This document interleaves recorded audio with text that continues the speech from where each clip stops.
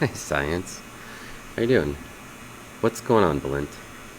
I meant to ask you actually earlier this week if you wanted to come in and do a stream with me um, today, but I just got a little too far behind everything. And but can we do it next Wednesday? Is it okay if we did it at this time from like just 2 to 3 or 2 to 4? Um, and then I'll just have you come into the Discord, and I can share the SEM directly into the Discord, so you can still have commenting here, and you can talk, and they can hear you. But you can be interacting with me, and I can put on the ants week after next. Yeah, that should be fine. I just was struggling trying to get everything in order this week.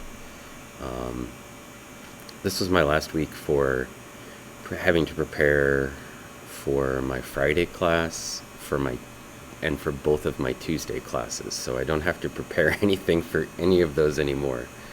I still have a class on Friday that I still need to prepare stuff for, but it's down to just one class out of my four that I actually have to do anything for. So yeah, next week is basically like mine was this week, or I don't know, last week too.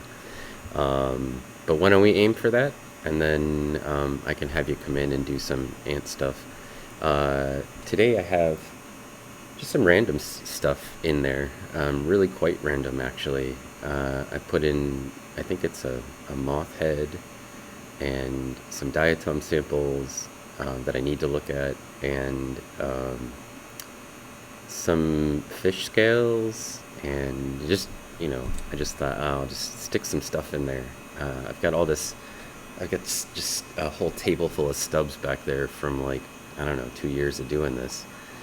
And so I don't always, I guess, need to run out and get brand new stuff, because most of the people probably haven't seen, people from a year ago probably aren't still hanging out in the channel very frequently. Um, and if they are, they probably aren't going to mind taking a look at it again. So, also, I'm sporting my own merchandise today. Got the Stephanodiscus caruscus shirt on. This is a species that I drew this art, and then I also described the species, which I think is it's a pretty big flex. I'm just wearing my own artwork slash species that I'm the authority for around the hallways. Nobody knows. They probably think I have a pizza on my shirt. But,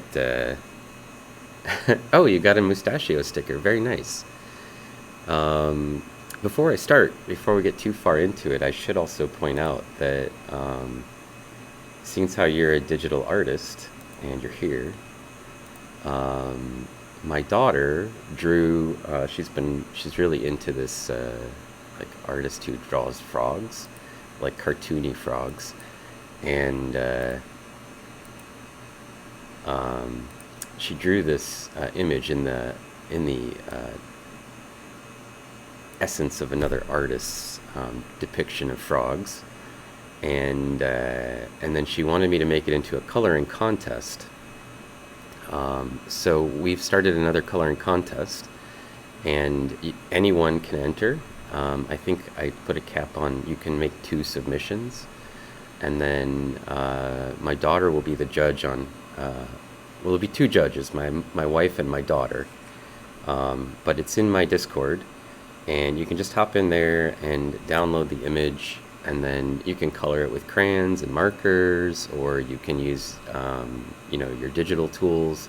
It should be set up in such a way that you can color it however you like, and then anyone can enter. And hey, Sam. And I think if we get like 10 people entering, I'll have a first place winner and a second place winner. And if we have more than that, like if I have, like, I don't know, 15 entries, we'll maybe even have a third place winner. I want to say also thanks for both of you guys, for Science and for Hugin or Huggin, for coming into Hannah Rebecca's. Sorry, I got this in front of the little Chiron. Stream last night with your raid, so it was a surprise, and it was really nice. And I'm almost always hanging out in there. when she streams because she's my favorite musician on Twitch. And I bounce around in a lot of people's channels, but uh, I just like to have it on whenever she's on. So very cool. Thank you for gifting Huggin a subscription as well. She's amazing. She's super nice, and she just lets us from the Whistler. Um, she's in Canada. She's in BC. So she's in a her husband. Hey, there's Hannah right there. It's time for our Twitch baby. Look at that. Yeah, we were just talking about you, Hannah. So her partner Joseph and her travel around, and they house sit for people for their dogs and their houses, and then she streams from random places all the time. So it's fun to see where they go. It's fun to see their travels, and then I don't know. We've been Twitch friends for a long time now, so I feel like they're just part of my family. Like in the evening, I just hang out with Hannah. So when she streams, Hannah, look, I'm wearing my own merch. Now we're twinsies. You've got a Diatom sweatshirt. I've got a Diatom t-shirt, and I have this image up for people who came in just now. There's a coloring contest going on in my Discord for the next month. So you have 1 month to figure out how to color in this thing that my daughter drew. You can print it and do whatever you want to it, use crayons, whatever, and then upload those images for me. If Studio's here, you could... Thank you, Hannah. If Studio's here, you could, crush algal pigments and paint it, whatever you want. Yeah, Hannah's, she's great, and she just plays whatever for people, and she never asks for any money. She just wants people to hang out and listen to her, and she's got great songs that she writes, as well as songs that she just plays from a pretty big song list that she developed, largely by asking people what they wanted to hear, which I thought was super cool. So I'm in a lot of music streamers' channels, and I just have the most fun in Hannah's. We just hang out. So thank you for bringing people into her stream. And you're up there by Samsung, right? You're somewhere up there in that neighborhood. So that's nice. Yeah, she's staying in a house that looks like a lodge. It's got a rustic aesthetic inside. All right, so I want to talk a little bit about the coloring contest before I figure out what's going on with the SEM here. Oh, they've been in touch about the recommendations. Very nice. Very, very, very cool. So this is the thing that you need to color if you want to win. And the last time when we did it, what I did was I just gave away a $20 gift certificate to Redbubble. You don't have to use it to buy anything of mine, but I do have a Redbubble shop. So if you want it to be Diatom artwork like this thing that I actually drew, or you want it to be something that we've imaged from the SEM, those are options. You can check out the Redbubble site there if you want. Hannah stole hers from her partner Joseph, who won the contest last time. He got a $20 gift certificate, and then he bought, I think, a $40 sweatshirt with the Diatom print on the front of it. The one that Hannah has on her sweatshirt is one of these follower emotes that's up here. It's this Disco Stella Astera Costata here on hers. And then mine is the Diatom that's hiding under the Steph Hart from the follower thing. I think you can get it as a Bits badge or something. I'm not sure. You're literally wearing a sweatshirt right now. It's so hot today in this building. It feels like it's an extra, I had a sweater on and I can't even wear it because it's so hot in here. But I was just going to have a little bit of my little Diatom logo sort of peeking out from underneath my cardigan. And I can't. It's too hot. So, and I have a really high heat tolerance. Like in the summertime, sometimes I'll wear sweatshirts and stuff, and everybody's like, "What are you doing?" But it's too hot. So, very, very cool. So, all right. So if you win the coloring contest, it'll be judged by my daughter and my wife, and I'll average their scores together. So, you know, my daughter is a good critique. She'll give you some pretty powerful critiques on which ones she likes the best and why, and my wife.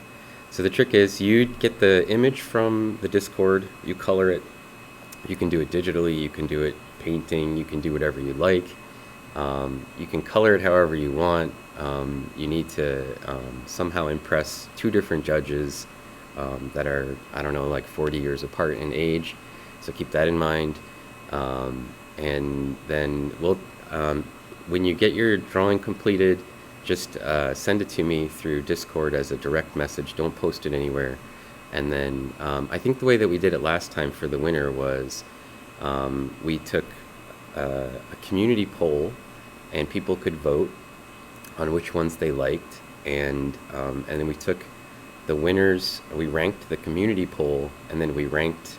My daughter ranked them, and my wife ranked them, and we averaged all of those together, and we used that to figure out who the winner was. So you also may want to try to convince the community members in my Discord about your coloring. Without revealing that it's you. So I want it to be anonymous so that nobody will know but me who the actual entrants are, and I won't reveal it. So it's fun. And then I also have a slightly off center, so like it's a Diatom Mustachio T-shirt like this, except for it's the high quality, like the gray, really nice high quality material. This is sort of the cheaper T-shirts that you can get. And the more expensive ones, and it's got like charcoal gray with a mustachio artwork on the center. But when they printed it just a little off center. So I was going to include that in the possible gift options for people who win. You can choose if you want the gift certificate or the T-shirt, basically, and then we'll just work our way through the winning system. So first place gets first choice, second place can choose a gift certificate or the shirt, and if there's enough people that enter and there's a third place, we'll also do that. So just for fun, right? A way to give something back to the community, which is nice. And it's not coming out of my Twitch earnings, it comes out of my pocket. The T-shirt's actually free for me because I bought one and then that one was misprinted and they're going to send me another one. But we washed it to get the chemical stuff off of it, but otherwise it's brand new. So pretty nice. Okay, let's see what's on the actual SEM today. I'm going to hide our little coloring contest. I'll bring it up again towards the end that we have a coloring contest, but you have a whole month to color it if you want to enter. There's no cost to enter. You don't have to be a subscriber or anything. You do have to probably get on Discord. So if you don't know what my Discord is and you're wondering, how do I get in? You can click this link and get into the Discord. And then there's a whole channel just says coloring contest with the image and the rules basically repeated. So, okay. I slapped some samples on here, one that I desperately needed to look at, which is the one that's in the middle, but I'm not convinced there's anything on it, because we looked at it in the light microscope and I couldn't find anything. And my colleague, Andy Alverson, sent me these materials because he wanted me to look at a diatom that they had in culture, and last week I went looking for it and couldn't find it, or maybe it was 2 weeks ago, and then this week they sent me some more and we prepped it again, and I didn't see anything on it. So I'm trying to figure out if they're just trolling me or what, but I haven't been able to find any of the things that they actually supposedly sent me in the light microscope anyway, and I thought, well, maybe it's just hard to spot because it's supposed to be pretty small. So I'm going to take a look at it. I just got the SEM running. It started at 2, So I'm a little bit discombobulated with respect to getting everything together for everybody. Um, yeah, it's always hide and seek on the SEM. That's pretty normal. So, all right. Uh, right. If you don't know who Science Streams is, they are they study ants. It's a team, Belint and Lita, a couple, and they sort of take turns and sometimes co-stream at the same time, running their stream together. It's mostly about science communication, and it's a great channel. It's very entertaining. Belint also is an artist, so he spends a lot of time drawing stuff. He made all of his own emotes for his channel, and he occasionally draws things for the community. He seems to be a big fan of the TV show Gargoyles, so he does a lot of drawing of gargoyles.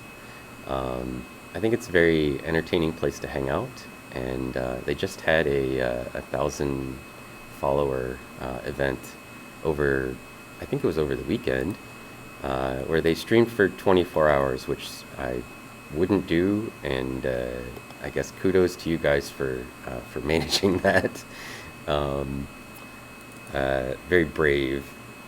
I think it was one of their subscription goals that they had come up, but um, I usually draw the limit in about 3 or 4 hours of streaming, and I'll stream more if it's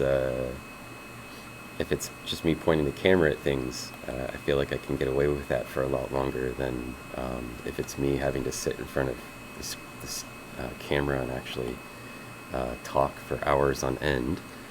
Um, I I reach some sort of threshold when I get tired of just babbling for hours and hours trying to answer questions where I feel like I've just talked too much and I need to stop. Um, yeah, this is not looking like there's anything on the sample, which doesn't actually surprise me because when I looked through it in the light microscope, I didn't see anything. I might come back and just poke around in it a little when I'm not bothered with the actual streaming, but I don't see anything to tell me that what I was looking at in the light microscope is any different than what I see in the actual SEM, which is the sample doesn't have anything in it. They keep sending me empty samples. So I will send my complaints in the form of a lightly worded email to my colleague about us not being able to find anything in the samples he keeps sending me. And maybe we'll give it one more processing try and poke around at a slightly denser version of it, but I'm not seeing anything.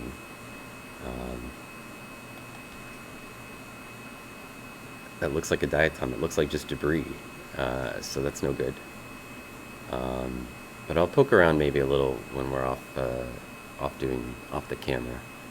And I'm just going to hop around to some of these other slides, see what's in them. It could be anything. This sample, so some of the stuff is labeled as just like unknown, and I was trying to figure out like why do I have just like unknown stuff? So this has too much clay, so I can throw this sample out. You can tell right away it's just covered with clay, everything. So I know sample 1, no good. Sample 7 didn't have anything obvious on it, and this is number 2. I don't know what these are. They're just samples that we had that were listed as unlabeled. So they probably don't have anything good on them. But I wanted to just take a look at them, and I figured, well, I don't know what I was going to stream today anyway, so we'll just see what's up with these. And it doesn't look like there's anything good on this one either, so I feel comfortable throwing it out. It's not filled with exciting diatoms. I've got one more, and then we'll look at some insects that I have. Yeah, it's like somebody's lake sediment samples that weren't labeled very well, and it doesn't look like they have much on them. For some reason I'm keeping them, and I thought, oh, I should just take a look and see what's there. And if it's nothing, we'll just toss it out. I don't need to have old stubs with, I don't know what they are, and I don't know what they tell us. Poorly labeled samples is a bane of all science, by the way. Just as a public service announcement while we're on it, the thing that I have to explain to students the most is If you mislabel something as a scientist, you've not only wasted whatever that sample is, because now we don't know what it actually should be, but potentially made things worse. If you labeled two things the same thing, and we know you could potentially screw up both of them. Okay, so none of the diatom samples actually panned out with anything useful, which sometimes happens.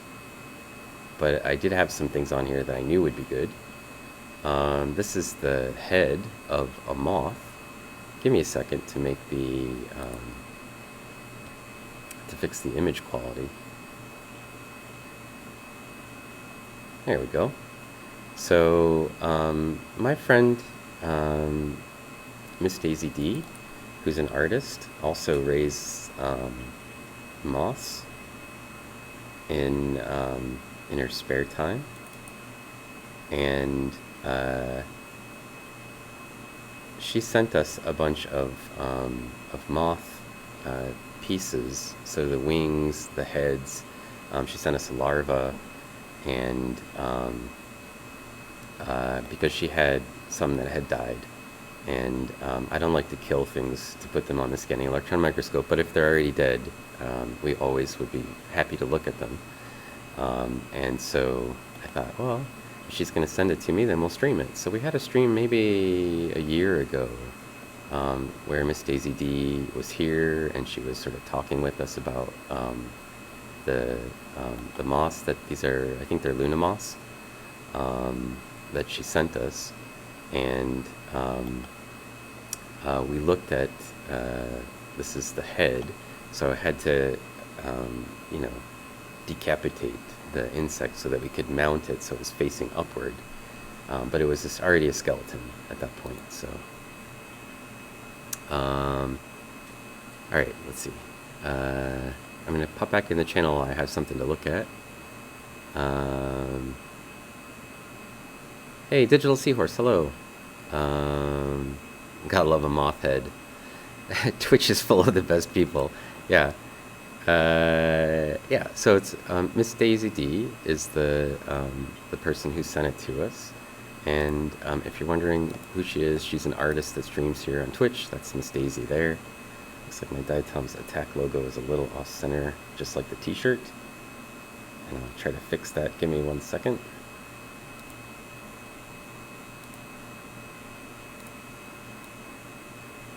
It's like somewhere over here that it needs to be. We'll give a shout out to Hannah, and then I'll try to fix my logo while it's shouting out. Down a little bit, okay. Maybe right there. If you're not following Hannah or Miss Daisy D, you should rectify that. In the meantime, let's take a look at this moth head. The moths are sort of interesting. Their antennae have a lot of these chemical receptors on them. So like they can basically smell with their antenna. Except for they use these, I think, to detect the pheromones, so that they can find other moths to mate with them. And the male and female have different kinds of antenna. And the big frilly ones, if I recall correctly, are the male. And they use them to basically track down mates. And so we're seeing some of those little hairy antenna structures. This is basically how they find. This is the essence of moth romance right here, where they find other moths basically by their scent, and they use their giant furry antenna to help them figure that out. It's not actually fur. These are little chemical sensors that provide information to the moth.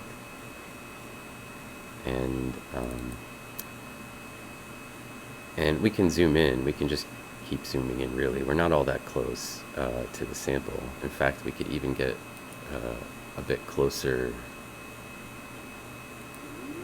to the actual sample. I think we're good with that. So that we can take a look at what's here a little bit better.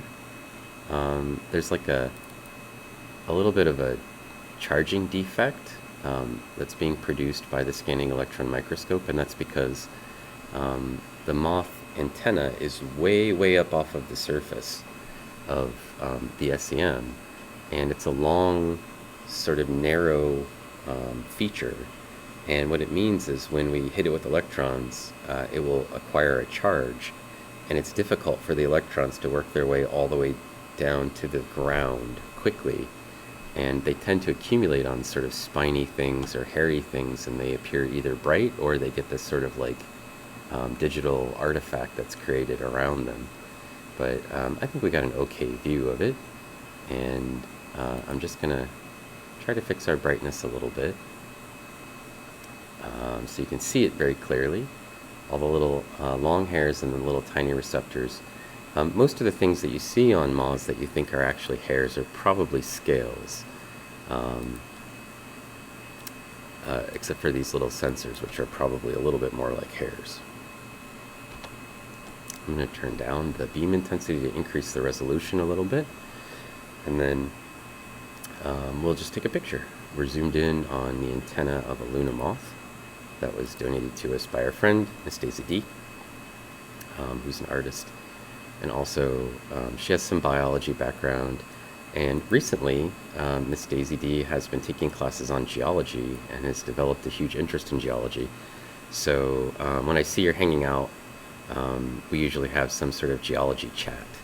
And we talk either about fossils or rocks that she's really interested in, or things about her class that she's found pretty interested in recently. Sarah, hello. Are you here in the building, Sarah? You can come down and visit. We can hang out down here.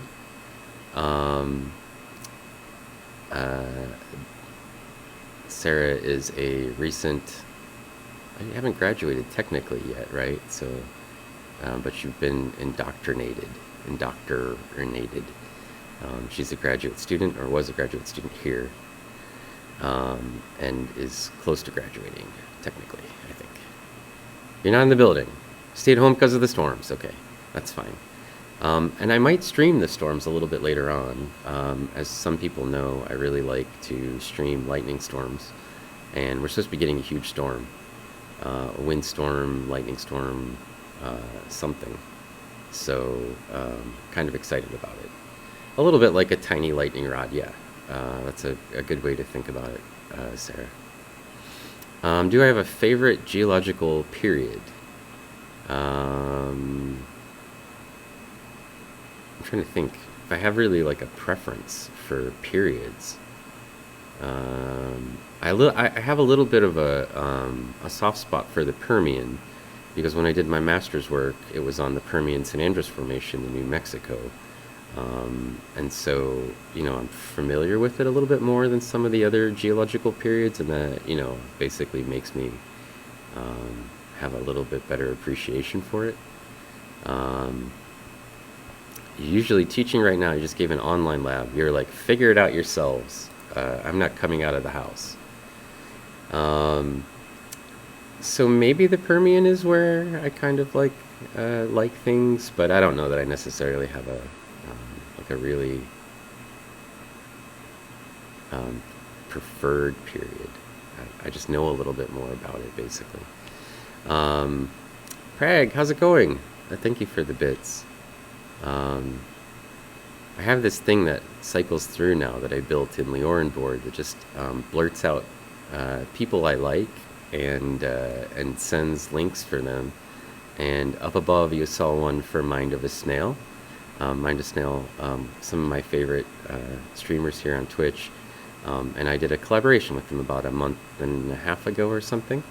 And then shortly thereafter, they stopped streaming for like a whole month, probably because they had to recover from me having been in their channel.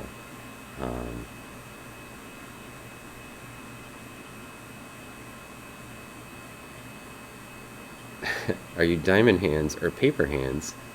This is a Pokemon question. I don't know Pokemon very well, so I probably can't answer that without my daughter here. Okay, I'm going to file this away where it goes in the file architecture. 500 butterflies and blue jays. This is a Luna moth head that we're looking at the antenna for.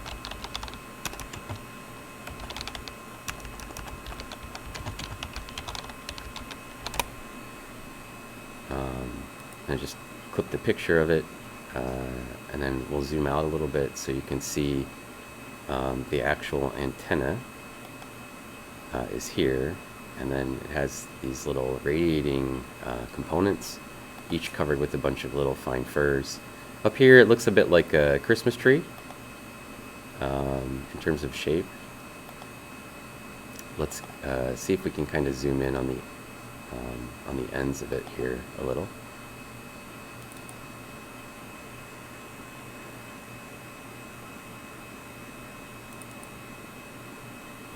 And let's see how close we can get before it gets too bad. It's a pretty nice view. Up here you can see the antennae themselves look like, they kind of look like scaled, like they have little scales on them. You can see it's charging kind of like crazy right now, which happens when, like I said, the farther we get away from the base, where it connects to the stub, the harder it is to image it without it getting some sort of weird defects in it. But we'll move it here, and I'll slow the beam down and see if we can get the brightness and contrast fixed a little bit. It looks like there's a bright side and a dark side right now because of part of the antenna is ported towards the secondary detector and part of it's pointed away from it. So you're getting the sense of light and darkness, but there's no light in the SEM. Everything you're seeing is created by electrons only, except the part where it's inside the camera that I'm in. I think we'll be able to get this. I think it'll be okay. I'm just going to wait for it to roll down a little bit to the...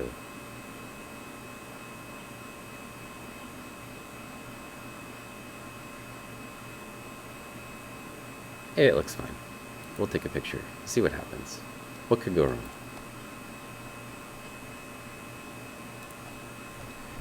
Oh, somebody got the daily diatom checked out. Today's daily diatom is Cimbella, and the Cimbella species is Cimbella coslei.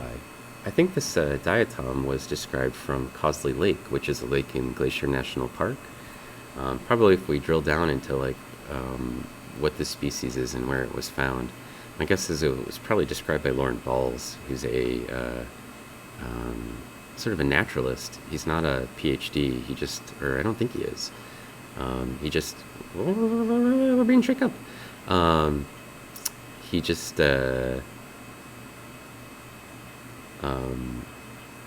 he's retired and he loves diatoms, and he just goes out in the field and collects them all the time, has a nice microscope, and images them, compares them. He has the access to the Montana Diatom Library, and so he constantly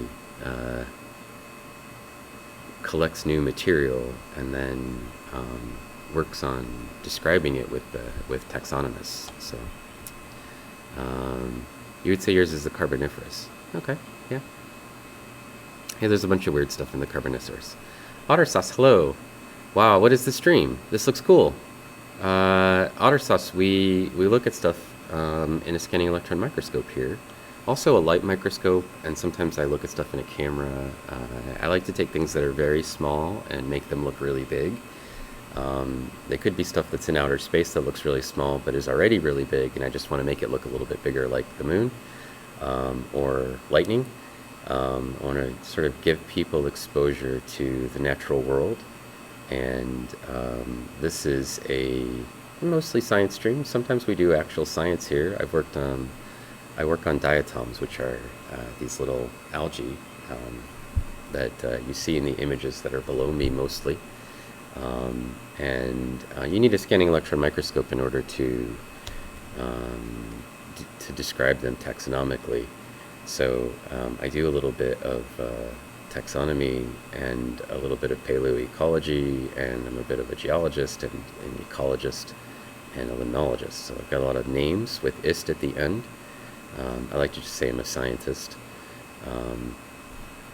And on Wednesdays, we usually stream from my scanning electron microscope lab. So this is my laboratory, where we have a scanning electron microscope. So share that into Twitch. Welcome in. Just to start pushing all the buttons. Good choices. And thank you for following. What's my definition of a naturalist? That's somebody who studies things that are outside of their specialization. More or less as a hobby rather than as a profession. For example, I'm a scientist. I study diatoms and I have a degree in geology, so I'm also a geologist, a paleoecologist, all those names that I gave you with an ist at the end. I'm a professional in those things. I study those things. But I also study birds and take pictures of birds, and I don't have any special degree in like studying birds.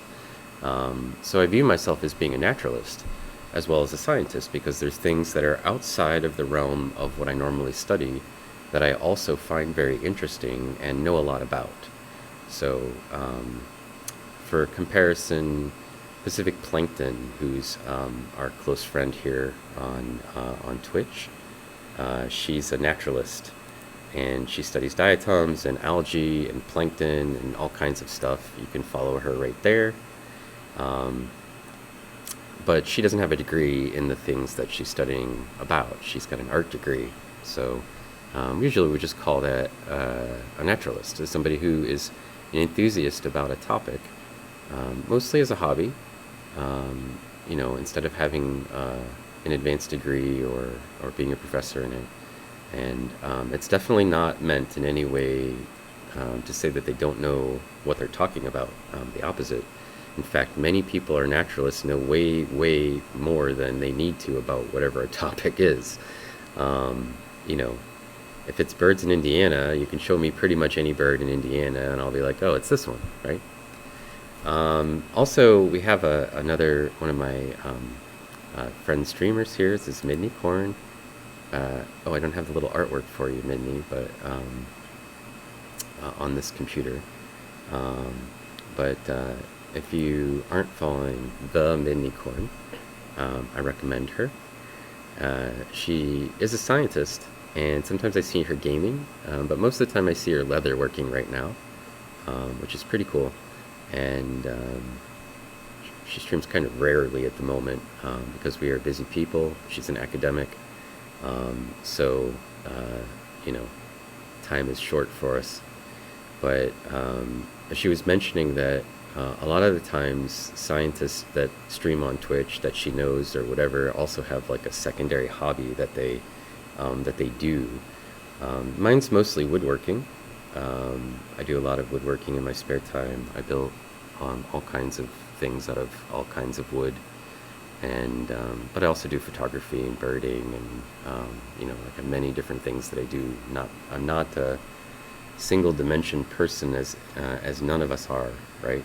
So I'm a person as well as a scientist. And this is a moth antenna that we're looking at. So if you're coming in to the stream and you're wondering, what the heck is this? It's a moth antenna. If you give me a second, we'll actually do a little tour of the lab, and I'll show you what a scanning electron microscope looks like from the other side, from my side instead of from your side, which is you're just seeing what it's doing, what it's creating. You're not actually see the instrument itself. Or me operating it, really, because you can't see what I'm doing with my hands. If I was clever, I probably would have put a camera in that points down so you can see, like the musicians do with the foot pedals, so you could see what I'm doing with my hands instead of just looking at my face. But I figure people also want to see me talk, so they can, yell at me in person. This is the moth that we're looking at is a Luna moth, and when I'm got the magnification all the way out, this is as far out as I can get. These are the eyes, the compound eyes, and then there's an antenna that come off of the head, and we were looking at their chemosensors. And now let's like zoom in on the eyes over here. So like Mothra, we made this thing enormous. And you can see if we zoom in on the eyes. For some reason, people fixate on the eyes of organisms, but if you want to get pictures of bugs, or anything really in nature, you can have the rest of the thing be out of focus, but the eyes need to be in focus in order for us to treat the picture as though it's in focus, which is kind of interesting. We have a very strong bias as human beings towards make its eyes look at me, or let me look it in the eye. And I don't know why that is, but if you take a picture of an organism and its eyes are out of focus, the organism is out of focus, which is, I mean, I guess it says something about the way that we interact with our environment. Here you can see the actual eyes of this moth. These are the compound eyes. I think it only has compound eyes, one on each side of its head, and then, you know, it's many little ocelli, little islets, that it uses to create its world. And so it uses these for detecting motion and for being able to tell where it is for flight. One of the things you can see is there's a bunch of like dust and things that are covering the surface. There's pieces of mold in here, and some pollen grains that you can see that got stuck on the organism that we can see now. That's what all this junk is, and probably flecks of fuzz coming off of the head of the moth as well. So if I do this, I just want to give you a little sense of. So while we're looking at this giant, it's not that big, but a blown up version of the moth head. I want you to be able to see that the fuzzy parts of the moth, they're not fuzzy, it's not hair, they're actually scales, they're modified scales. And this is the eye, so this is the fuzzy part that we saw in between the eyes. It looks like fur, right? But if we zoom in on some of this fur, I'll go back and take a picture of the eyes, but I want to just show you that it's not fur. When you get really close and you look at this stuff, it's definitely, it's like a scale material, and the same stuff that makes up the scales of the wings that you see for a moth, like they have these like overlapping scales on their wings. It's also the same, it has the same structure, the same ultrastructure as these little hairs. So they're just basically modified scales. And you can see that here they have this sort of tuning fork shape of the scales, and some of them have more of a linear shape. And as we get closer towards the actual eye itself, they become kind of spatula shaped around the margins or around the edges, I suppose, so that it doesn't block the vision. Because you know, every one of these little islets that gets covered up by fur means that it can't see. So, or can't see that bit of information. So you can see that they have like a spatulate shape to them, or a blunted shape where they're shorter, shorter than the long hairs that are in the middle. So kind of cool to be able to look at it like this. And you'll see in here, I've slowed the beam down so we can get a higher resolution image. And these little lines are just basically because the little particles are all charging up very high electron beam hitting them, and it doesn't know how to handle all a bunch of little spiny things sticking up from the surface. So it creates this sort of charged interface, and then it creates these defects in the actual image. There's not a great way to get rid of them. Sometimes if you change the height, or if I limit the number of them on the screen, or I can get to an area maybe where there's not quite so many of them that are standing up very high, I can sometimes get rid of the charging effect.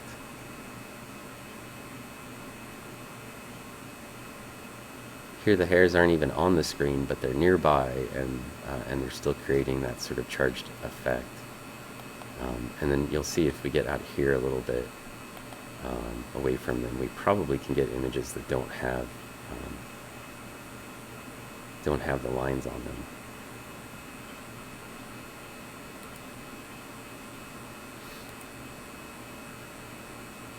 Oh, still happening. So, but I think we can get this image, and then I'll try to get one somewhere away from him. It also seems like the side's charged up quite a bit. The whole thing's gone crazy.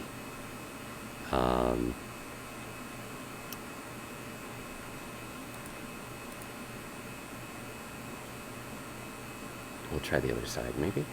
See what happens.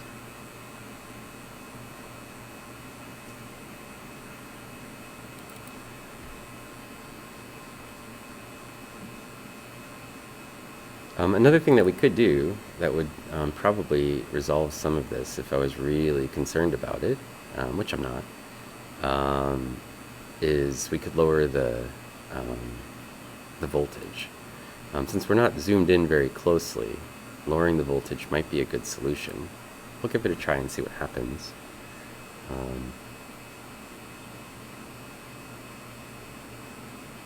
It's still charging a little bit, but the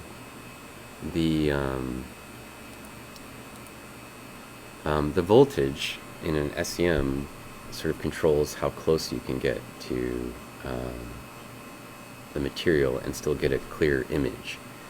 And you can increase or decrease the accelerating voltage, which affects how far the electrons penetrate through the surface of whatever you're looking at into the inside of the, in this case, the eyes. And then it knocks electrons out, and in that process, we collect images at the surface that represent whatever the beam has scrolled over. And in this case, the farther it penetrates into the subject, the more energy or electrons will also come out at the surface. And that means we can get more electrons captured, which means we can get a little bit more of a clear image, regardless of how close we get. If we're looking at something from a little farther away, there's not really a whole lot of reason to have the accelerating voltage up super high. So I can actually lower the accelerating voltage like I did. We still get a nice clear image of the surface, and then we don't have as much electrons flying around. And you can see it actually improved our image quality. We're not getting those weird little defects across it anymore. So just as a FYI, there is a way we can solve some problems associated with that. So, all right.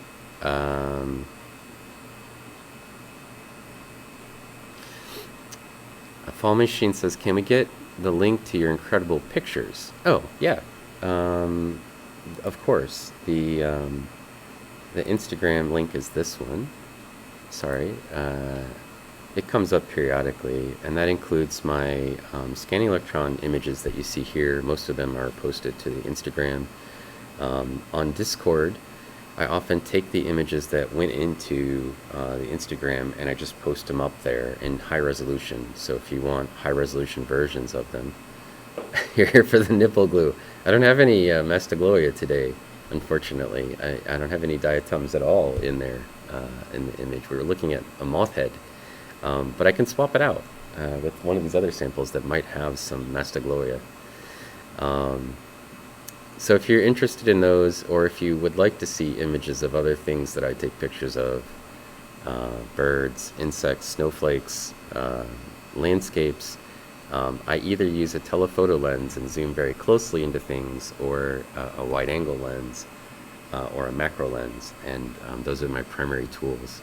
I usually do not take pictures in the people range, so if you come to my Instagram looking for pictures of people, you're going to be disappointed. But otherwise, if you're interested in nature, you'll probably be very excited by what we find there. So, look, my little regular announcement popped up with my friend Del Maximum as a recommendation.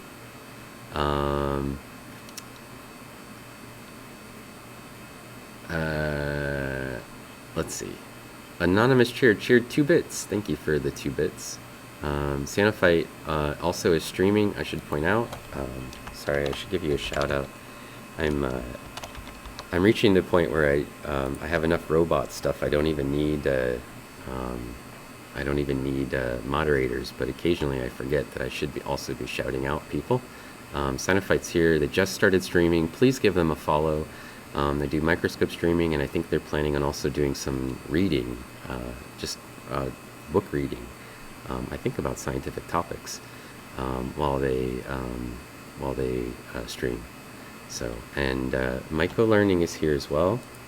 I don't have a little automatic shout-out thing. Oh wait, I have one for micro-learning here. Whenever she talks, mushrooms will just show up, or when somebody says mushrooms, I think it's a keyword.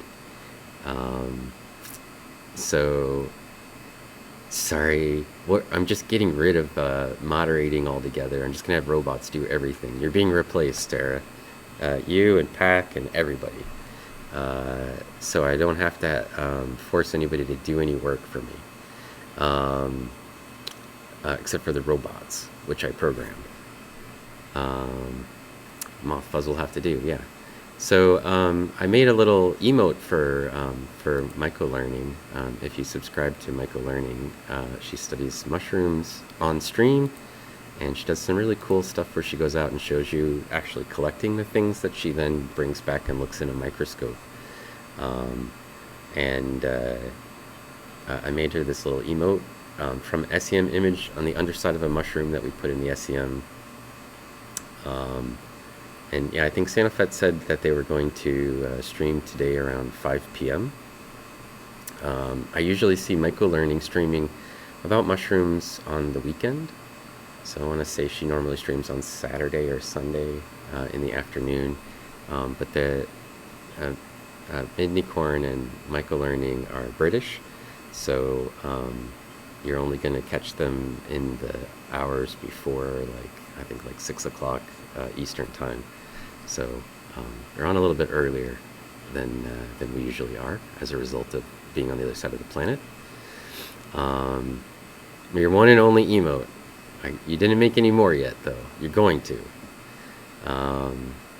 And I actually am planning on doing a mushroom-based stream here pretty soon. So when I do that, we'll have micro-learning on, and maybe she can talk with us a little bit about what we're seeing. That sounds like a fun thing to do.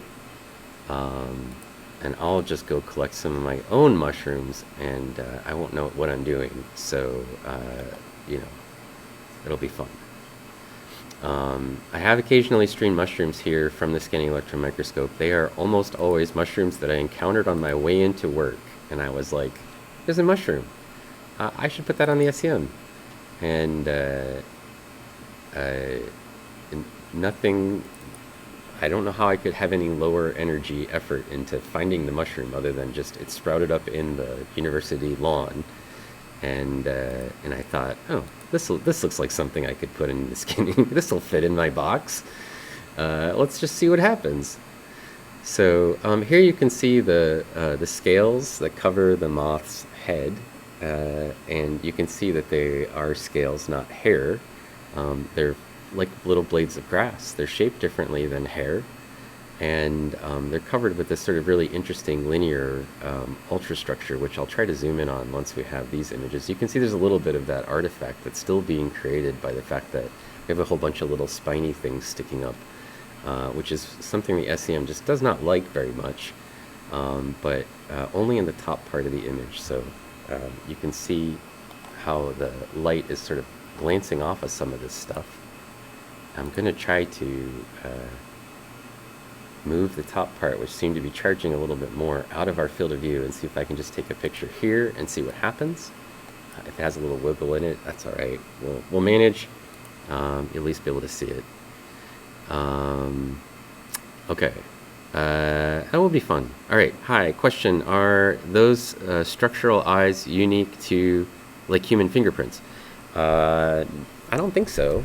I think that their eyes are pretty much, they just have a sort of a size for the ocelli, and then they have the size of the surface area of the eye, and they just fill them up with them.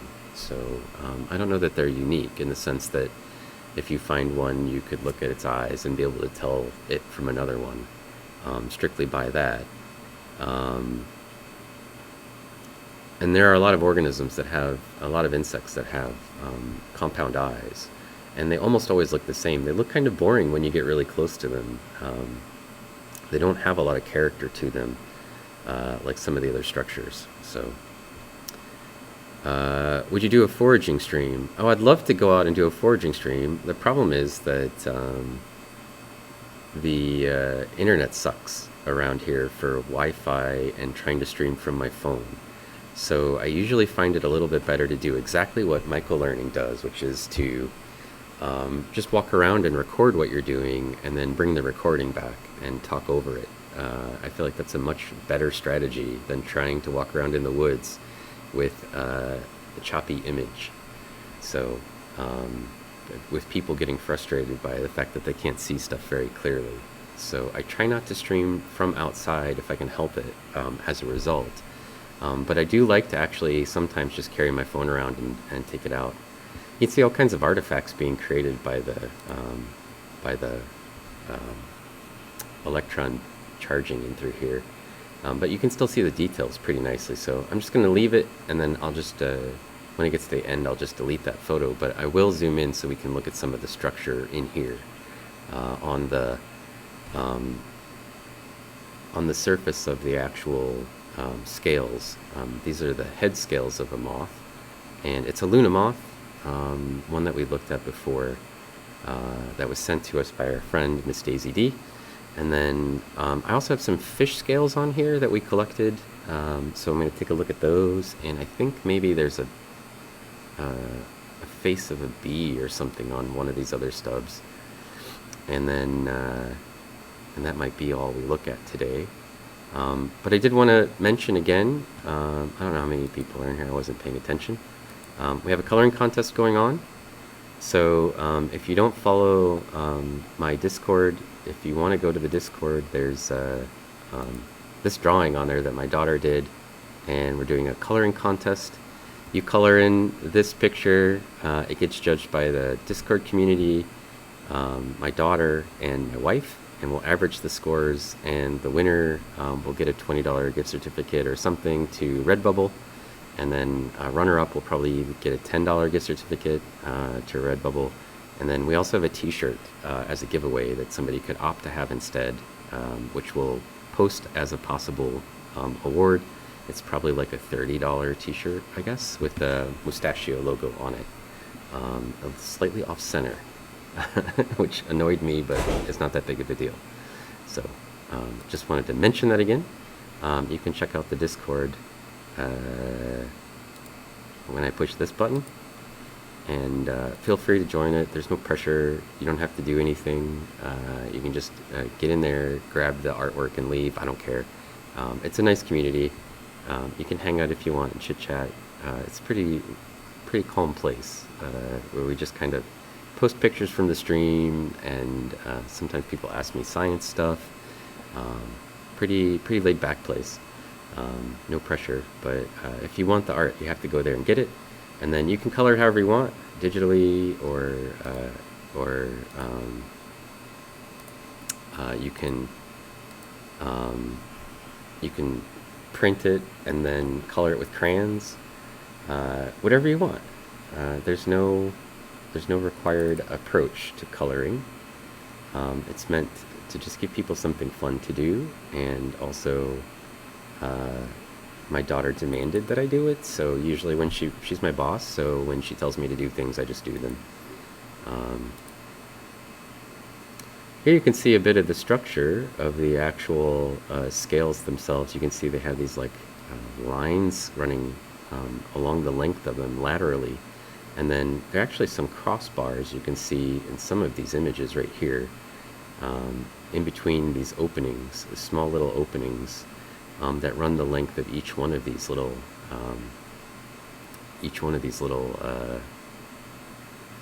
scales, such that they look like they have kind of a square shape to the structure, and then that's just repeated over and over with little openings. I don't know what the purpose of it is, actually. If somebody has that as a question, my answer is I don't know. But we will take a picture of it. I don't study moths. Maybe if Moths Per Hour was here, they could tell us a little bit about it. Um, you can also put your microscope art in there, and I put my own stuff in there, and it's a great place to just hang out and chat. Sometimes I game. I don't usually game into Twitch, but I will sometimes stream my games into Discord. So if you want to watch me beat stuff up in Valheim, or I'm working on Tunic right now. I don't have a lot of spare time, but I played for a few hours, and then sometimes my daughter sits there and yells at me and tells me what to do in the game. So um, if you want to hang out, it's a good place to just hang out as well. Um, and usually the microscope people, my microscope family is usually there hanging out. Pacific Plankton, um, and Sinophyte's in there regularly. Studio Cornix, Michael Learning hangs out quite a bit in there, and some of my longtime fans from the stream. So I've also been doing a bunch of Leorin board streaming tool tutorials, so some of those are in there, and I sometimes will also help people out by showing them how to do things in Leorin board. So if you are a streamer and you want some help with that, I'm like a free tutorial. I can show you how to do pretty much anything in it, as long as it doesn't include a lot of really complicated JavaScript. I probably can help you. Yeah, Newt.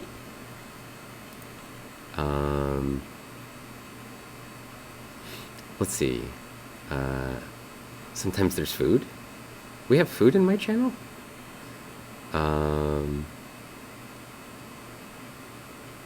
Do you scan them fresh or dry them, or does it not matter? Usually what I do is I chop them into thin slices, or as small of a piece as I can put in there, and leave them fresh for mushrooms. I'm assuming that's what you're asking about, Maiko. And the reason for that is the more moisture that's in them, the harder it is when I put them in the vacuum for us to image them. Moisture creates a problem because the vacuum pulls the moisture out, which turns it into a gas, and the gas basically blocks the electron beam when it tries to hit the material, and it creates artifacts as well. So there's University daffodils on my walk from the parking lots. Oh, I was going to do a pollen stream. I'll probably do one of those sometime soon. In 2 weeks, we have a plan to do... sorry, I keep kicking it down the road, but I did talk a little bit with Science before the stream started, or at the start of the stream, and we made a plan to meet for next Wednesday. No, not next Wednesday, the Wednesday after next, and we're going to look at ants. So I do have a plan for 2 weeks from now. I don't have a plan for next week yet, but maybe we'll do some pollen streams. So that's one that we did last spring as well, where we actually collect the flowers, and then I'll bring them in, and I'll actually dab the flowers onto the SEM stub so you can see me collecting it, and then we'll put it in the sputter coder, and then straight from the sputter coder into the scanning electron microscope, so you can see all of the steps and the plant that goes with the pollen. It's a pretty cool way of looking at some of these things. Daffodils are an okay way to do that. We could just look at any kind of flower. Oh, your spirit guide is Nideopsis mycolearning. Look at you. That's a kind of a rare diatom. Silent film, yeah, and then talk on stream. That's what I do. Well, you can hear you walking around and stuff if you want. Yeah, my daughter is pretty much the best boss. I just have to pay her an ice cream usually, and then I can get what I want. Xenophyte, random question, can you see mitochondria and viruses under the SEM? I think that they're in the size range that we could see them. Some of the viruses are large enough that we could see them. They would just kind of look like a blob, though. They're not going to be very interesting.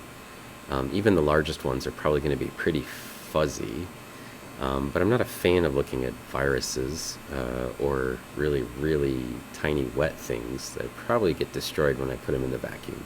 So you're just going to be pushing buttons? That's fine. That's what the buttons are for. the channel points are there so people can do whatever they want. Change my color, bounce me around. You know, that's what the learn board, so people can spend their hard-earned points of having to listen to me distracting other people, I guess. Dried is probably better in the long run, but if I need to collect it fresh, I just cut it really thin, and then I only need to see that little bit, right? So, 2 weeks old Jimmy John's in the Discord. Oh, if you want some of that, yeah, it's probably in the fridge there. um, let's see. So the spirit guide is set up so that it should always be the same spirit guide. It should always be the same thing. Although it's funny, it calls it a spirit guide. I got a typo. You could probably pay grad students in ice cream. You'd be surprised, Kalathon, how rarely students want food. We have an award ceremony for our lab. Also, hi Boba. We have not for our lab, for our department. And there's free food that we have. And we told the students, hey, there's free food. We're going to have this thing. And some of them are like, oh no, like Wednesday we go to Taco Bell. And we were like, okay, but like you have to pay to go to Taco Bell, and we're giving you free food. They would rather pay to go to Taco Bell. So, I don't know. They there's something wrong with them. So, Anna, hello. How are you doing? I want to get a shout out to Boba. Boba Binks does art and drawing and painting on Twitch, and they also do some like carving because they have to carve out their templates. So if we got Taco Bell to cater, I wouldn't eat it though. So I mean, I got them on something I want to have, right? At least a little bit. Let's see if I can make this work. Make this work? Oh, it was working earlier, now it's giving me a hard time. Oh no, it's working. Alright, if you're ready for some shaky camera footage, I think I have that for you. Let's see if I can make it work for the stream. Huh, that's sort of there. Hang on. Hang on, shaky camera work.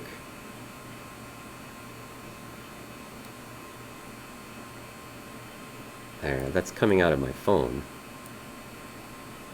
This is what I use to control the scanning electron microscope right here. This wheel at the top changes the magnification. Hang on a second. I'm gonna move, how do I move this? Give me a second, I promise it'll make sense in a minute. We're gonna put it up here at the top. And then when I move it over, aha. Apologies for people who want their text messages on the top. I'm just covering it up slightly. And then what I can do is I'll hit OK. We'll save this thing. Scale. And close it. And then you can actually see a little bit of my handiwork. So this is my hand. And when I zoom out, hang on a second, gotta speed this up. There we go. When I use this knob here, I can zoom in and out just by rotating it around. So we're zooming in and out. So, there's the control. And then the focus knob is this one down here. So if I take it out of focus or bring it into focus, I have to just spin this little wheel. And then the rest of the controls for the scanning electron microscope are actually mouse controls where I just click using the mouse. So those are the primary way that I interact with the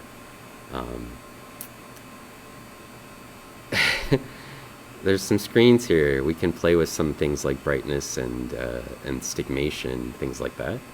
But for the most part, the two knobs are the primary way that I'm controlling it. The other hand I'm using to use the mouse. So mouse pad's over here. And then keyboard if I need to type something. And then you guys are here on my screen.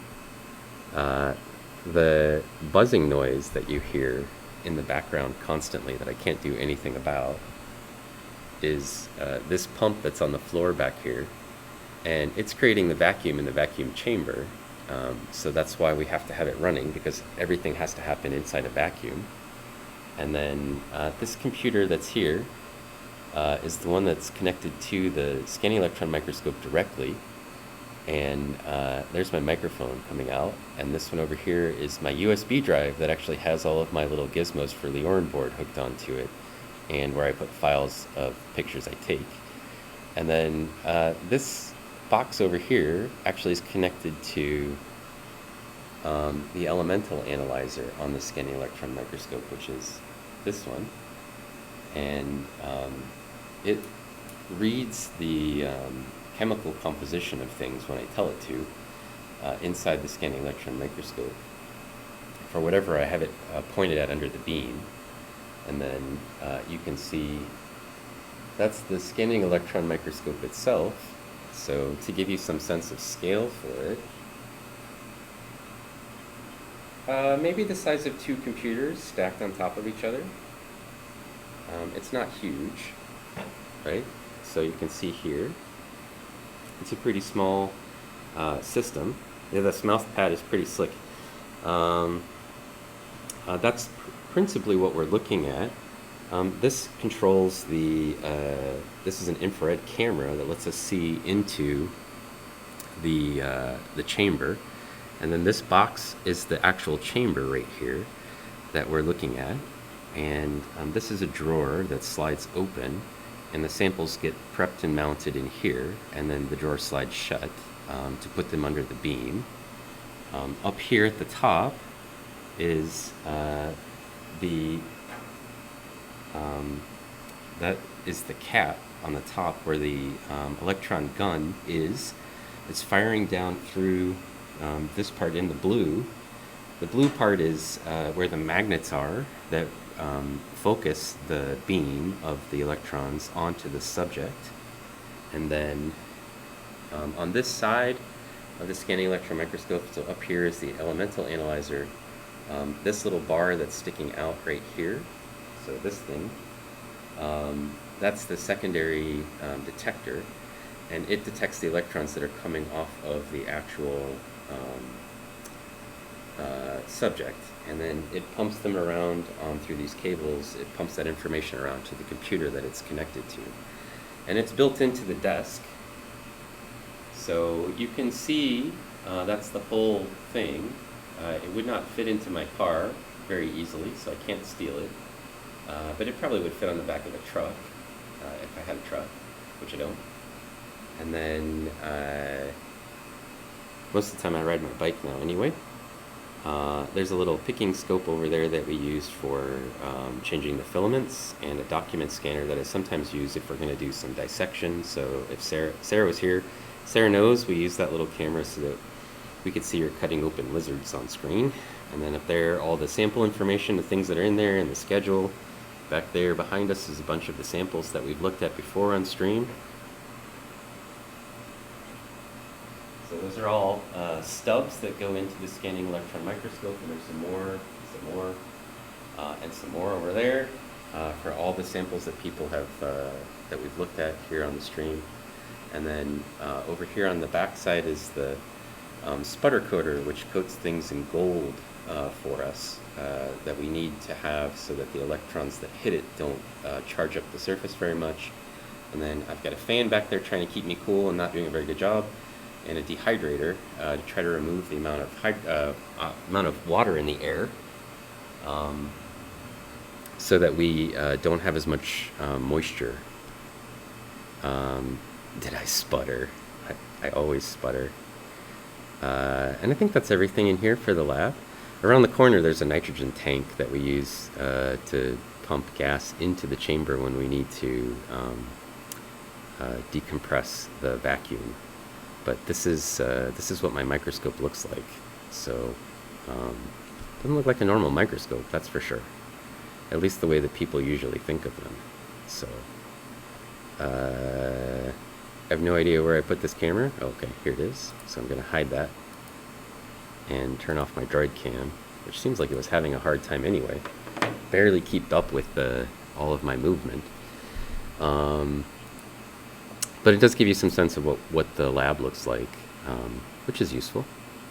And give me a second, and I'm going to rotate us around to the next thing that we're going to look at. So we've been looking at the moth for like, I don't know, 45 minutes. I'm going to rotate it around. So there are now fish scales. These are some fish scales that we collect. You can still see a bit of the moth right here in the corner, overlapping onto my fish scales. The fish scales are a little lower elevation than the moth was because it was sort of sticking up. So I need to change the brightness and the contrast settings a little bit so that we can actually see it. And then, I gotta focus it. Better? Okay. So these are just a collection of fish scales that we mounted. We were trying to see, I had a student, well, I still have a student, who was, at the time, was trying to figure out if we could use the scanning electron microscope to identify fish by their scales. And long story short, the answer is you can get them into family, at least, by the scales alone. Usually. The characteristics of the scale are enough that you can get them into the right family. I don't remember which one these are, but this is just the sticky tape behind it. Looks pretty impressive, but it's just tape. And then these things that look like fingerprints are growth bands. So the scale, when the fish is little, is just this thing here. And every year it adds a little bit of growth to it, and the scale starts to cup away from it as it adds more and more layers to it. And so this can tell you like seasonal growth patterns or annual growth patterns depending on how quickly the fish grows. We could use it to figure out how old the fish was if we wanted to. These lines coming off, I think, are called rays, and then these are the growth bands that you're seeing that kind of look like fingerprints on the surface of the fish scale. And if we can zoom in real close to this as well, I can get it into focus for us. You can see that they're actually like small ridges. Kind of an interesting texture, structure. Again, they do look a little bit like fingerprints, but they're actually growth bands. So they're added, I don't know, for this species, it's probably seasonal growth. But, you know, I don't know how many they put on in a given year. So, it's looping around. Okay. Thanks for the mini tour of my office. It's my lab, but yeah. My office is much more boring, by the way. I like the way you changed your stream's taste. It's interesting. My stream's taste? Well, we bounce around kind of a lot in terms of what we present. And I have students sometimes in here with me. I do photography streams, I do woodworking streams, I do stuff from the light microscope at times. Generally speaking, I'm a constant. Sometimes it's my daughter and she's just drawing, and I will do streams of that. It moves around.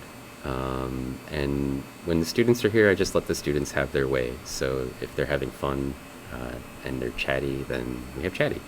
It's fine. It would probably fit in the back of a truck. Yeah, how to steal an SEM. Exactly, Maiko.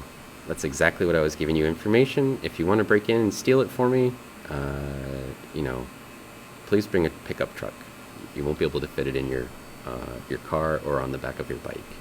So, cool little tour to sort of see the. Then feel free to visit the gift shop, right? Exactly. Have you put otoliths on here? Yes. I want to say yes, we did. I don't know that I ever streamed otoliths, though. So for people who aren't familiar with fish anatomy, the otolith is the ear bone in the fish. It also makes growth bands like the scales. And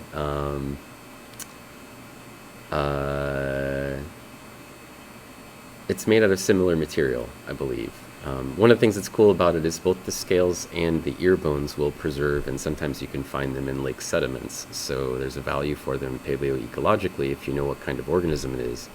And historically, people have analyzed the ear bones geochemically, looking at stable isotope composition and things like that, to try to reconstruct things that have happened in the past associated with the water that the fish are living in. So I could ask, Kathy probably has some otoliths that she could lend me, that I can put onto scanning electron microscope stubs. Is there a big difference between the wing structure of a moth and a butterfly, which contributes to hydrophobicity? That's a pretty technical question, Minicorn. What I can say is that there is, at least from what I can see in the scanning electron microscope, almost no difference between the structure of moth and the structure of butterfly wings. They have nearly identical sort of ridges and crossbars and openings. I think different species produce different looking scales. So the shape and the size of the scales can be variable, but even within an individual, if you looked on the wing, they look like spoon-shaped, with two little tails, or like a fork, like a tuning fork. And if you look towards the edges or the fringe, they start to get elongated, for both moths and butterflies. So like the scales change shape no matter where you are on either a butterfly or a moth. I think if you just handed me a butterfly scale and I put it on the scanning electron microscope, I would be able to tell that it's a butterfly or a moth. But butterflies and moths aren't that different from each other. Their primary differences are the way that they hold their wings when they land, how much fuzz they have on their antenna, and actually mostly it's behavioral. So it's about like whether they're mostly nocturnal or mostly daylight organisms. But really, like, technically the boundaries between moths and butterflies, and I'll just throw skippers in there because people forget about skippers, but skippers are another type that are separate from both moths and butterflies. But like the differences between them are not so bold. It's sort of like the differences between frogs and toads, like one's just goes in the water and the other one doesn't. That there's not a whole lot of difference between them. You didn't even know skippers were a thing. I promise you they are. So I don't think that in the SEM I've noticed much difference between them, but I will also temper that a little bit by saying that I've only looked at maybe 4 or 5 different organisms. I think I've looked at painted lady wings, Luna moths, and then like a stack of butterfly and moth feathers that Pat gave me, that we looked at like a couple of weeks ago in the SEM, but they were almost all moth, I think. For my undergraduate, I researched the temperature dependency of hydrophobic surfaces, but I didn't have a scanning electron microscope to look at the surfaces. Oh, well, that's kind of cool. I mean, I think maybe the hydrophobicity, like what's controlling whether or not it rejects water? Is it the structure? Is it the shape? Or do they have some sort of like a chemical component that's doing it?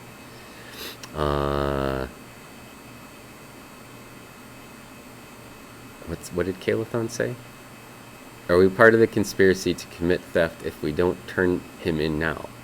I didn't say to steal it. I said if you were going to steal it for me, bring a truck. The if part is the critical part.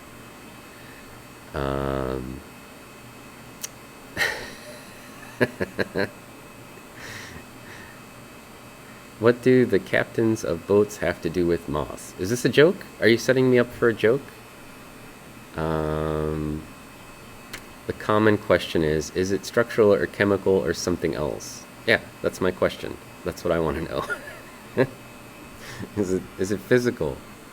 Oh, skippers. I see. You were making a joke. Just, I got lost in what it was. That's fine.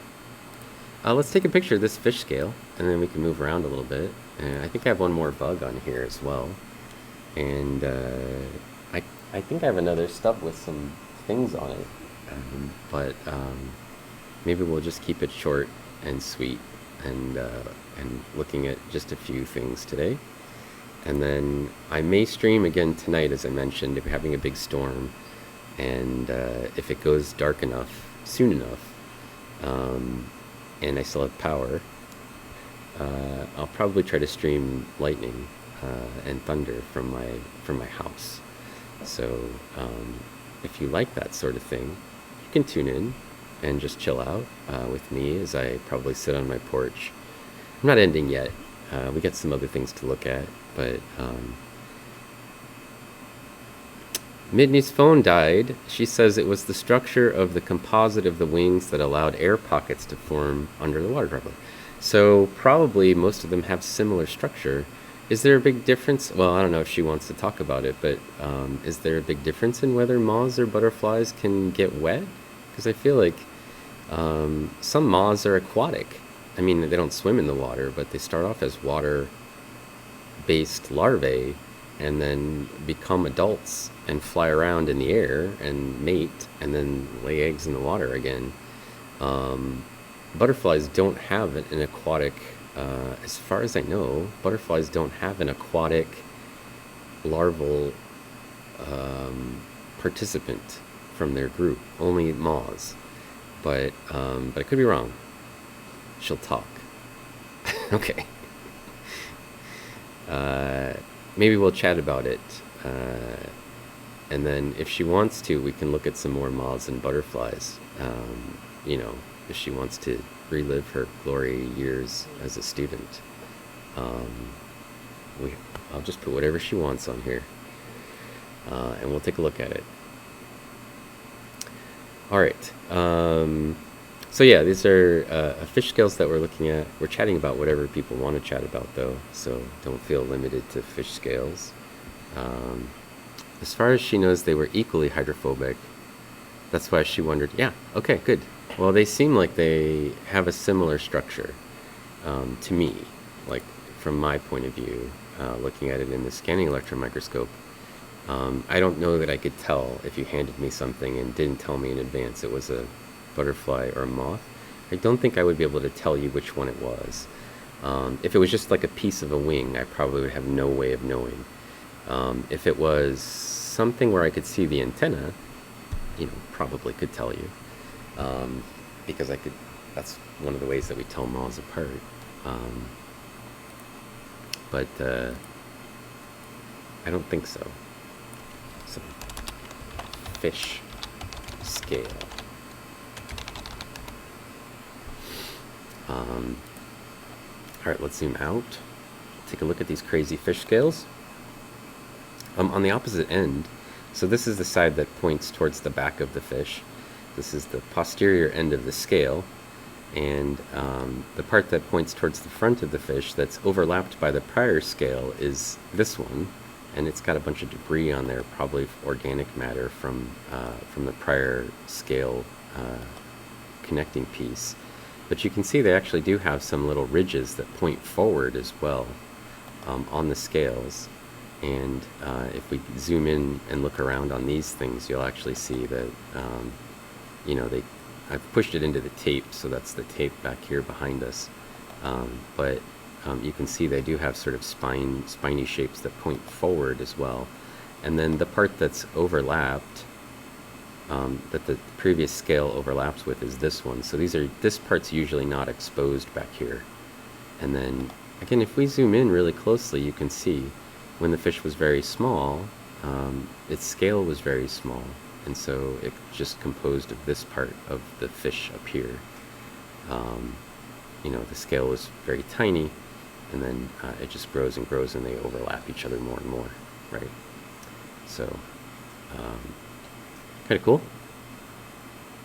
You can see these structures of the actual fish scale. We do a bunch of weird, we look at whatever in here sometimes. So fish scales aren't off the table. As I mentioned, this was part of a student research project. They were looking at otter scat. So they wanted to see if we could identify, because they found a bunch of fish scales in it, if we knew what the otter had been eating by basically looking at the scales, could that be done? And her answer was, yeah, for the most part you can. So we took some pictures of stuff in the SEM for them, and then um, one of the students who was working on the project built a little handbook, basically, with the fish, the scale, and its view in SEM or light microscope, if you could get it into that. Let's, I'm gonna just put it like this, and we'll zoom in a little bit so we can see the structure.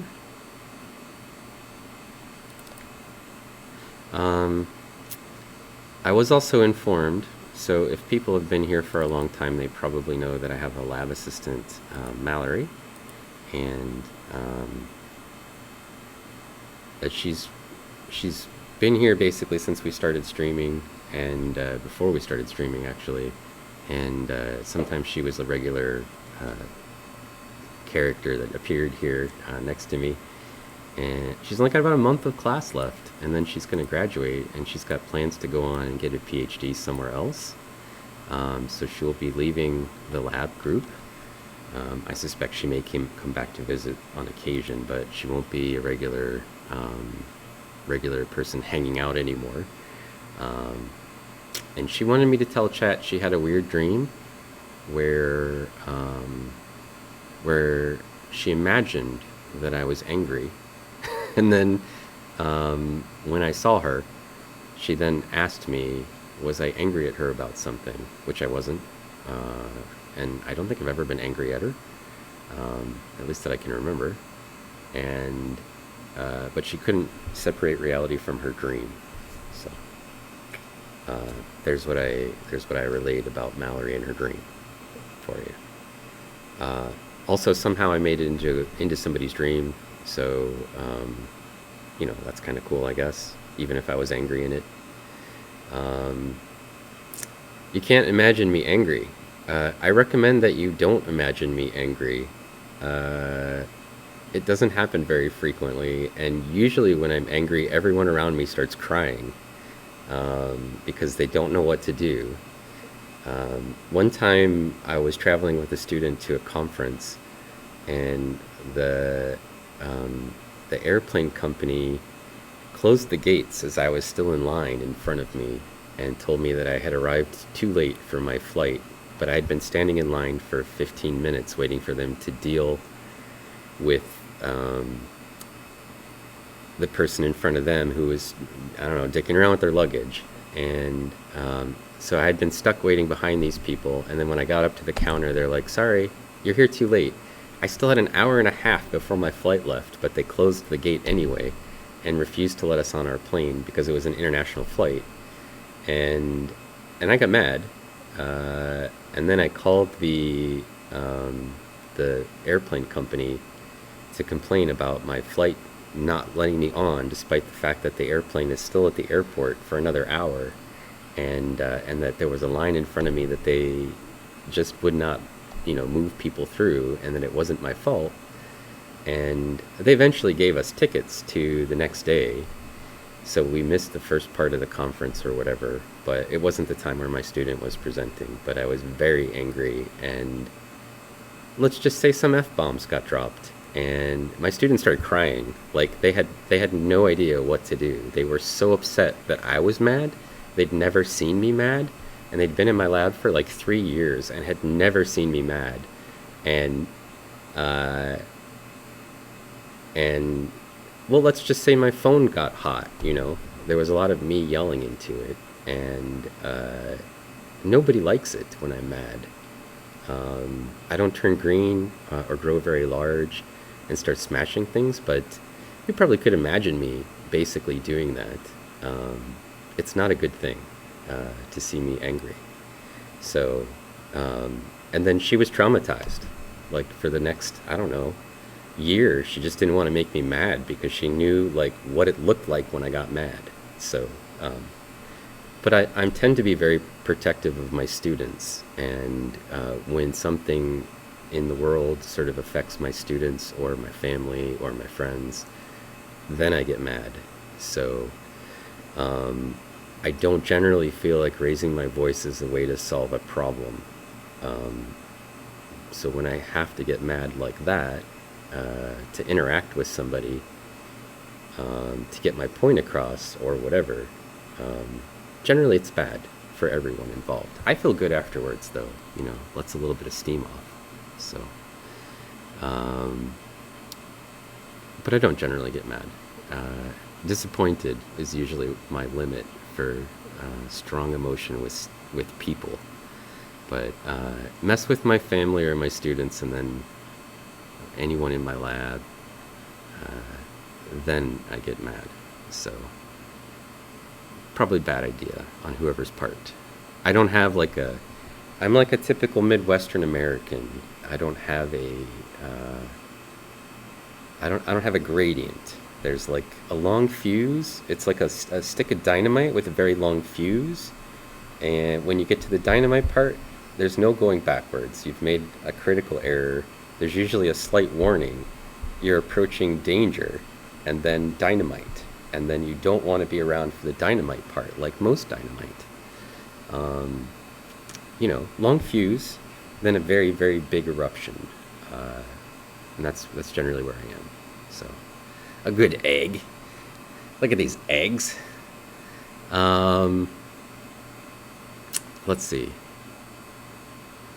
Yeah, the world is very confusing. It looks like I'm going to break everything around me by looking at it.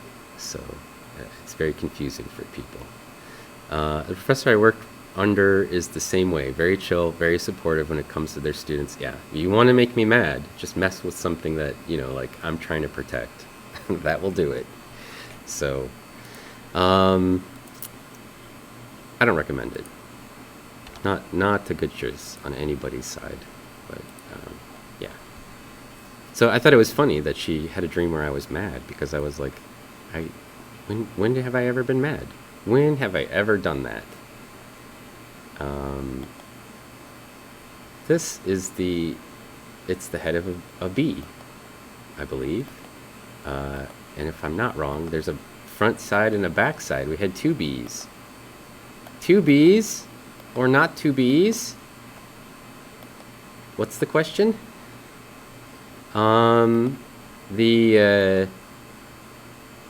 This is the inside of the bee. We chopped its head off, and that's its mandibles up there. Let me slow the beam down a little. We're looking at the part that connects to the bee that I separated from the bee when it was already dead. I don't kill bees, or hornet or whatever, wasp, whatever it is. You can see the little eyes. Those are the eyes that go on the top of the head. Those are the ones they use to read your mind with. As we've talked about before, insects can definitely read your mind. How else will they know where your picnic is? This is the part that connects to the rest of the body, and I don't think I ever put this piece on the SEM before. I don't know why not. But there's the inside, connects to the inside of the bug, of its head, and then here's its mouth bits. You can see they have overlapping mandibles. Here's one, and here's the other, like folded underneath each other, like my headphones fold up into my headphone case.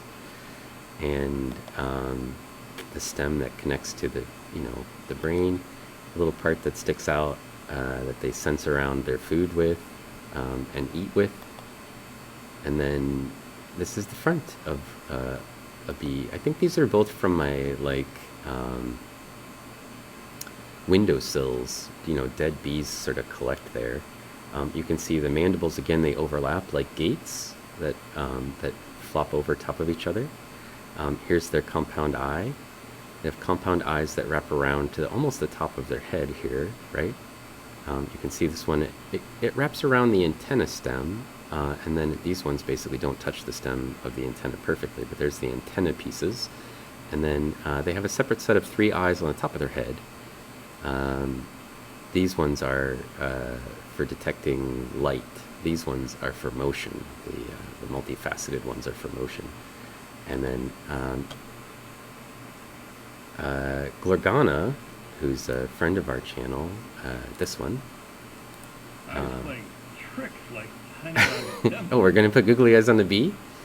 Um, was trying to identify some bees that she was pinning, hornets, or yeah, it was hornet, I think, or a wasp. She was pinning, and she was looking at some of these things and using them to try to help figure out, like, how do you identify different bees and wasps from each other. And it's surprising how much of it's dependent upon, like, this piece right here, this little nose piece right here, and then also how close the eyes get to the cheek down here, and then, like, the shape of the three little eyes, and then there's some patterning on the insect itself that you need, I think, in order to clearly identify it. But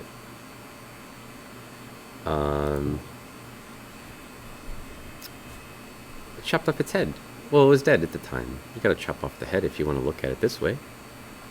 We got a biker mustache I gotta put on. This is... I think that's a good choice. Let's see. Transform. I need to rotate it. Like this. Not far enough.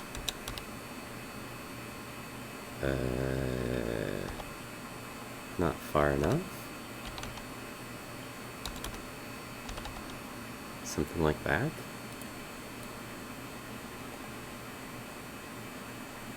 I don't know. You think farther? I think maybe like that. It's a good mustache for this bee, though.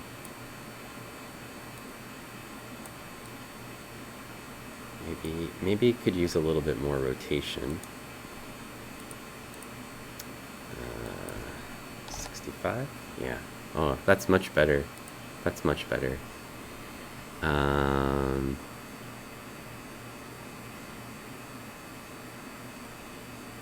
You get to kill a hornet if you encounter one in your area, though. I don't have to kill them. I don't have to kill anything. I take pictures of wasps all the time from very, very close, and wasps are totally chill. They don't bother anybody, and they don't mind me taking pictures of them either. They let me get very close to them. Hornets, I usually leave alone. I don't mess with them. I'm like, oh, there's a hornet, and I go the other direction. Wasps, on the other hand, are pretty friendly, and they don't mind so much that I'm taking their picture. They tend to be pretty laid back, and I got some really nice images of wasps. My favorite, if somebody wants to know, they're curious, hey, what's your favorite wasp? I do have one. Instagram.com.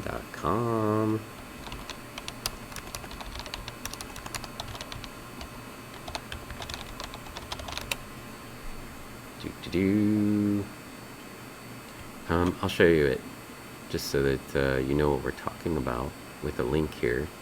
I'll give you a linky link to my favorite wasp. I think I have some pictures of it that are pretty good.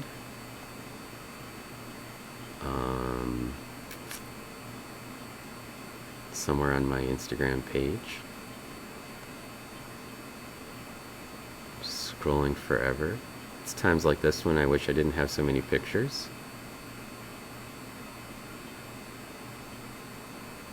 The rest of the time I feel like I don't have enough pictures. There's some pretty cool bees. Bees also let me get very close, and they don't mind me being there at all. Bees are pretty laid back. I like when the bees get sleepy and fall asleep on the flowers and just hang out there. Those are some of the best bees. They're just taking a nap, and then I can get really nice macro photography images of them. They're super cute.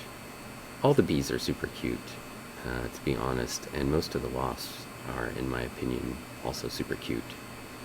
I do like cicada killer wasps, but they're not my favorite. Like absolute favorite is the golden digger wasps.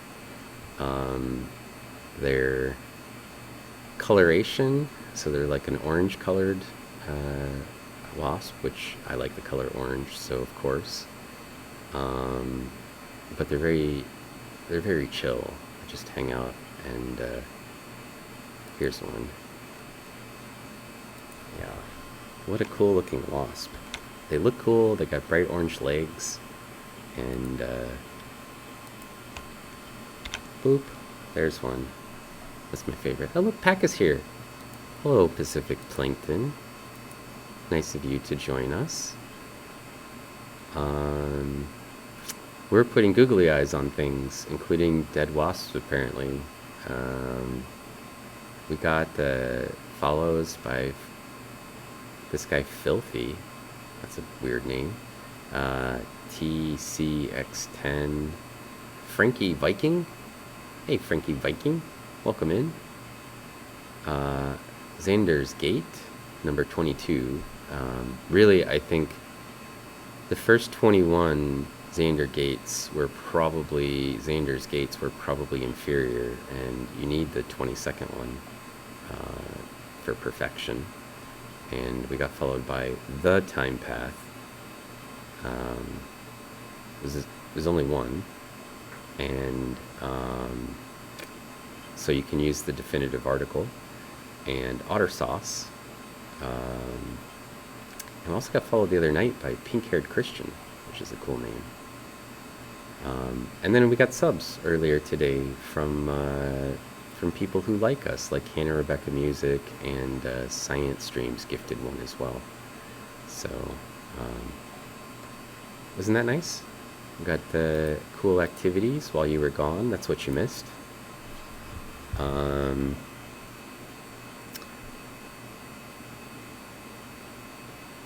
Let's see. Oh look, my automatic message came up with our friend Freckled Science. If you're not following Freckled Science and you like fun science content with a strong female lead,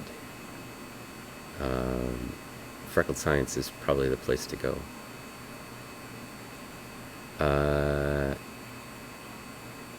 You didn't think, you just hit any old facial hair. This was carefully thought out. Yeah, it's good. I googled bee beard, and it wasn't quite what I was expecting. Oh, you didn't know people make those beards out of bees? Where they have the whole, like, bee colony on their face, and then they shape it into a beard? Is that what you're talking about, Keelthon? It's pretty cool when they do that. Even murder hornets aren't that interested in humans. Well, of course, they call them murder hornets. They murder other bugs. They don't murder people. Oh, the invasive species from Japan, yeah. Now this bee looks like it's having an existential crisis. Well, you can fix how it feels if you just type googly in the chat.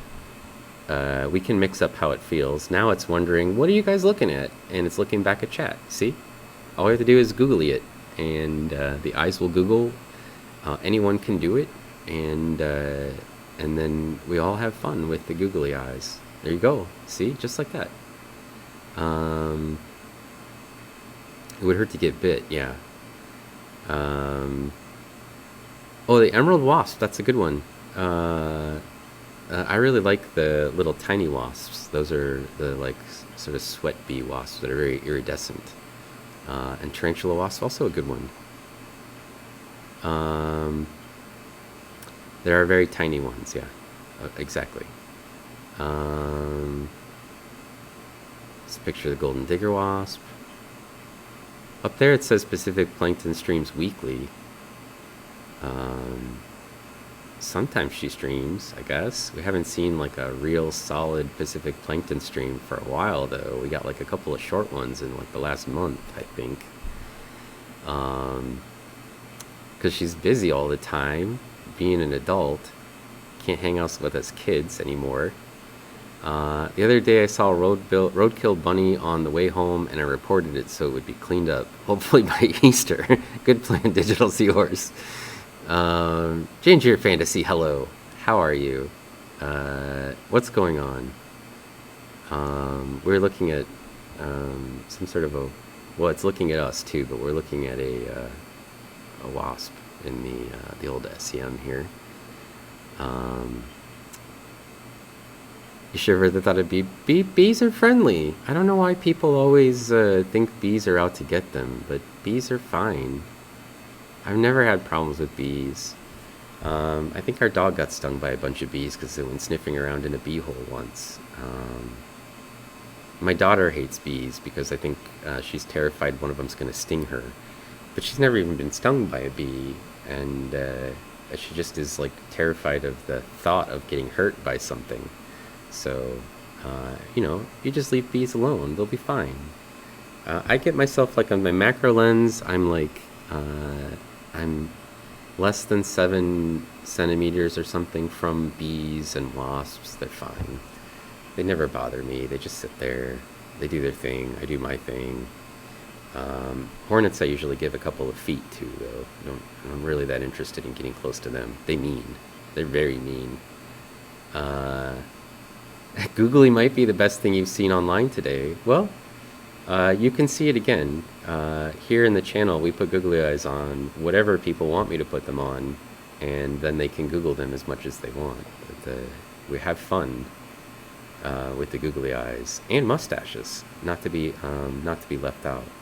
Speaking of fun, look who's here. It's our friend, OpenSet, a microscope streamer who also plays keyboards and music at the same time as they look at stuff in the microscope.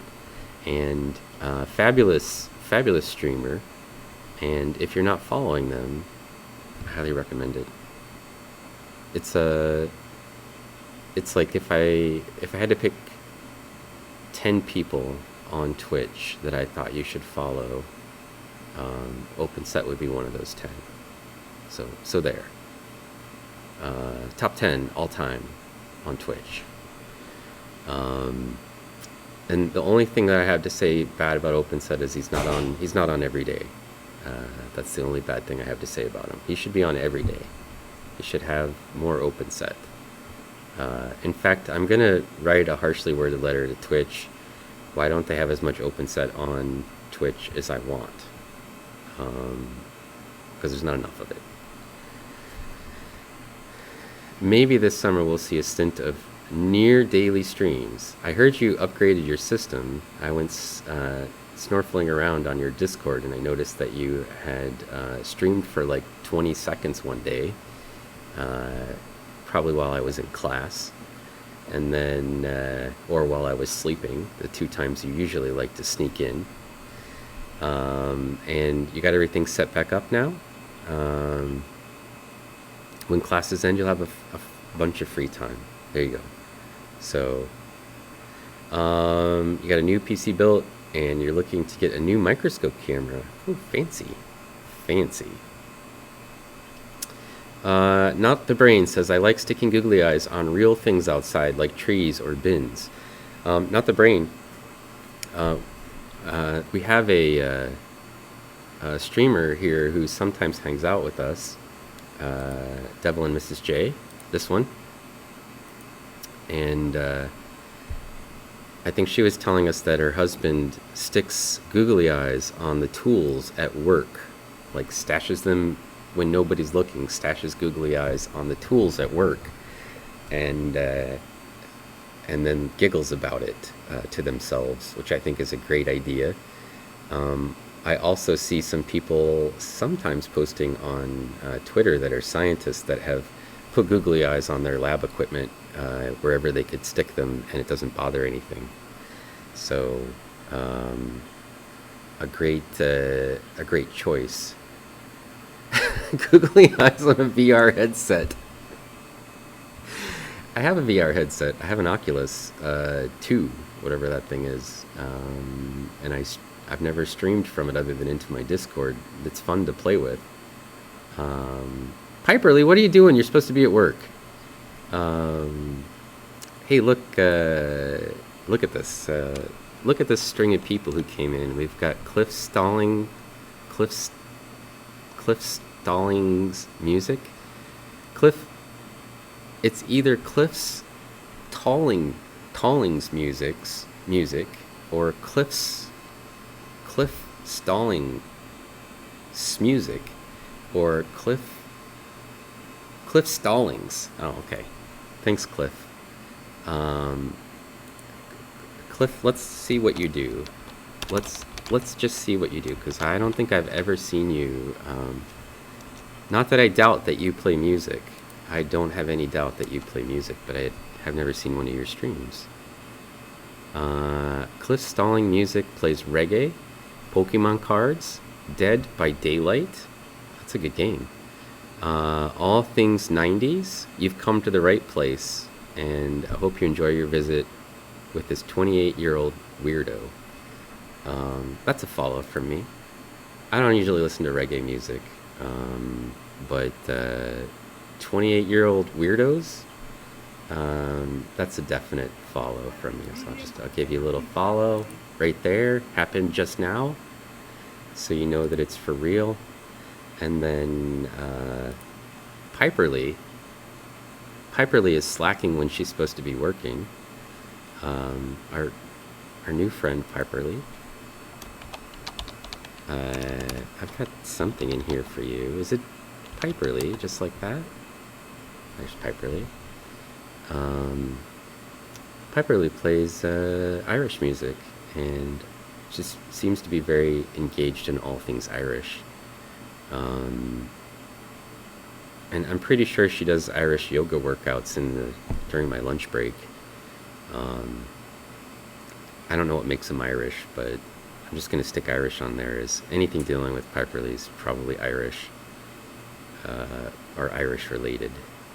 So on Wednesday nights, she usually plays music for us from her guitar, and on the rest of the week around lunchtime, she does she plays the tin whistle and bagpipes, and I swear I saw her doing like a river dance once, and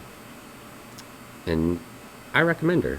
I think I've been watching her streams for I don't know, 3 weeks now, because when I stop to eat my lunch between my classes, that's also where she's streaming a lot of times, and so I get to hang out with her. I'm going to tell you, also my friend Seek Ye Wisdom does a lot of streaming in the mornings, and his mornings are my lunchtime because he's in California, and he's also working out. So a lot of times while everybody else is working out, trying to get fit, I'm just stuffing food in my face and going, "You work hard, keep it up, get healthy while I get fat." Look what we found. We found some googly. We just type googly in the chat, and you can make the bee that we're looking at stare at other people. If you feel like it's staring directly into your soul, you can make it look some other way, and hopefully don't move your soul in that direction. So, oh, you were Twitch surfing, and Piperly recommended me. Wow. What is Twitch surfing? You just like skipping around in channels. Well, this one needs some corrective lenses, I think.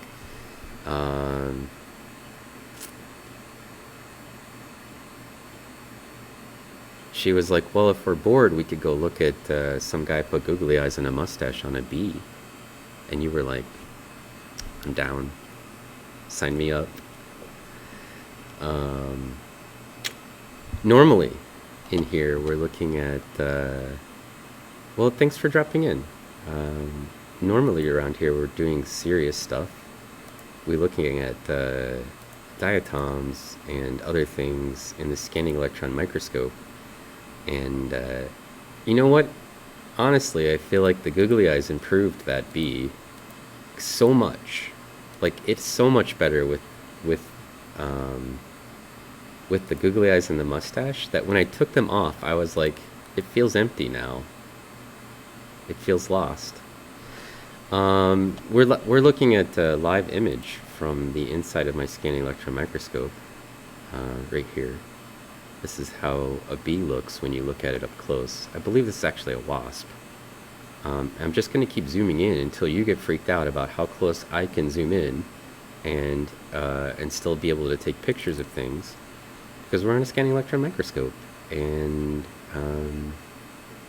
we just look at whatever I want when it's my turn to run the machine. And right now it's my turn to run the machine, and it's also my lab, so it's pretty much always my turn to run the machine if I want it to be.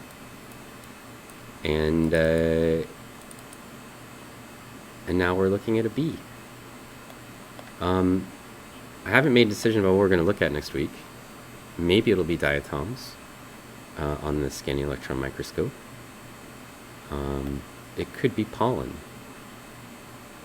And I was thinking I might do a stream where what we did last year is I collected flowers, and then I brought a whole bunch of flowers in, and then I shake them into scanning electron microscope stubs. And then we look at the flower. You see me put the pollen on the stub, you see me sputter coat it, and then you'll see me stick it in the scanning electron microscope, and we can look at the pollen that goes with the particular flower as a way to do science outreach. Right now we're looking at the super close-up version of a bee's nose plate, and it looks a little bit like a dragon, to be honest. It's got little tiny scales. It's got these weird pits on the surface all over the place. And then it's got a bunch of dust, probably because I collected it when it was dead from a windowsill. That'd be my guess. But we'll zoom out just a little bit so we can tell what it is now that it's in focus.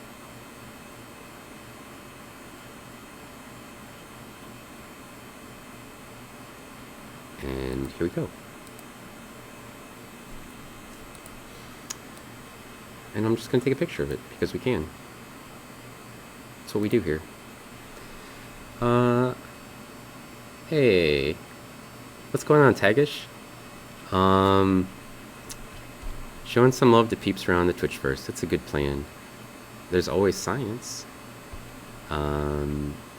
If you're around this evening and you're browsing around for something to do, I'm told we're going to have a huge storm, and then I am also probably going to try to document it with my stream. So we will, if there's lightning and it's coming down all around me, and I can take pictures of it and show it to people, we will actually do live lightning photography and thunderstorm. If it's just the sound of rain, I might sometimes do that as well. Sometimes my evening streams are just like really chill, listen to the sound of rain and lightning. You're bumping your stream up a bit to try to avoid the storm, so if I'm on when you're done, you'll probably come over. Excellent, Piperly. It will be nice to see you there. Hopefully you like the sound of thunder and lightning and rain, and I'll either have myself inside with my microphone on my windowsill, or I'll be on the front porch drinking tea and watching lightning and taking pictures of it. In either case, I welcome everybody to come join me. Say what? Have I ever tried scanning a leech's mouth? Oh, say what? That sounds like an amazing idea. I don't have access to leeches. You know, I'm a doctor, but I'm not that kind of doctor. But right here, we're in Indiana. This is Terre Haute, where I'm scanning from, which is the university, Indiana State University, where I work. And I'm a professor here. I study diatoms, of course, which are lake organisms where I live, but they also live in the ocean and soils and whatever. This is my my merch shirt that I bought. And if I drive about 2 hours south to a place called Goose Pond, all of the birds, all of the cool birds are there, and I very much want to go down there this weekend and the pond is full of leeches. Nasty little leeches. All of the land around the pond, ticks. And in the air around the pond, mosquitoes. Everything at Goose Pond wants to suck your blood. In the air, on the earth, and in the water. Everything wants to get you. That's why I don't go there very frequently. There's probably vampires. You're right, Open Set. That is very likely. And if I go down there to take pictures of the birds this weekend, maybe I can collect us some leeches. And to put a leech mouth on here would be absolutely amazing. And you know what? Normally I don't kill things to put them in the or the SEM or the light microscope. But if it's a leech, I could probably kill that. I probably would feel okay about it. And then we could look at leech teeth. That's a great idea. Also, if you wanted to try to make me do things, there's a possibility that you could do that. If you scroll all the way down in my options for the stream, if you spend 20,000 channel points, you can just tell me what you want me to put in here, and I'll try to make it work if I can. So if you spent 20,000 points and said, I want to look at a leech's mouth, I'll be forced to go down and take pictures of birds at Goose Pond and fight through the mosquitoes and ticks and leeches to try to get you one. So that's the kind of effort we make around here. If it's just the sound of rain, you'll put me on while I stream. That's fine. That sounds great. Is there beachfront property for sale? I don't know. I haven't thought about it, but it's a state park, so I doubt it. Average Great Lake regional experience. Pretty much. The ticks are a little bit intense there, and we went in to take a core once at Goose Pond, and my students went in, and we have an inflatable boat that we put in the water, and when they took the boat out, it was just covered with leeches, and I was like, ugh, oh my god, don't check yourselves before we leave. I mean, just leeches everywhere. Alright, so we're at the point in the stream where I've been streaming for kind of a long time now. We're in 2 hours deep, and OpenSet's here, so I want to tell something while OpenSet's here, which is, if you're here earlier in the stream, you already know this, but my daughter drew this picture, this one, emulating some other artist's depiction of a frog, and we made it into a coloring contest. So if you color this and then you send it to me as a message in Discord, do not post it with your name associated with it or you get disqualified. If you send it to me as a direct message in our Discord, I will enter it into a coloring contest. There is the Discord. So if you're interested in, there's no charge. Discord is free. To enter the contest is free. Then I will take all of the colored versions of this. I will put them up in the Discord. We will let the community vote. And two independent judges, one of them 8 years old, who authored the drawing, and one who authored the 8-year-old, my wife, will judge the drawing, and then we'll add in the community votes, my daughter's votes, and my wife's votes. I do not vote. So I know who it is, but they don't know who it is, and the community doesn't know who it is. It's based on how well you color it, or what you do with it, I guess. You can colorize it digitally, so if you want to do that, if you're whatever, if you're like an expert artist and you want to colorize it, you can do that. I think it's supposed to be a solid fixed image, so I don't think that we accept GIFs, but I'll check with the judges. You have 1 month to colorize this image. You could also print it and color it with crayons or colored pencils or markers or I'll just give you like a crazy idea. Our friend Studio Cornix uses algae dye to paint. You could also paint it if you wanted to. I don't care. It's got to be colored somehow. And you're, let's see, you assume we're expected to use colors that are visible to humans. Well, if it's not, please tell me how we would tell it's colored. Otherwise, I say yes. You know, if you've painted it with some sort of special blacklight paint, let me know, and then I'll see if I can make it work. But I'm gonna guess yes, it needs to be colored for humans. Please don't use X-rays, or I guess UV. I mean, some humans can see into the UV spectra a little bit, and into the IR spectra a little bit. I would recommend not using those. And then if you win, you have your choice. A mustachio t-shirt, slightly off center, that I will give out as an award.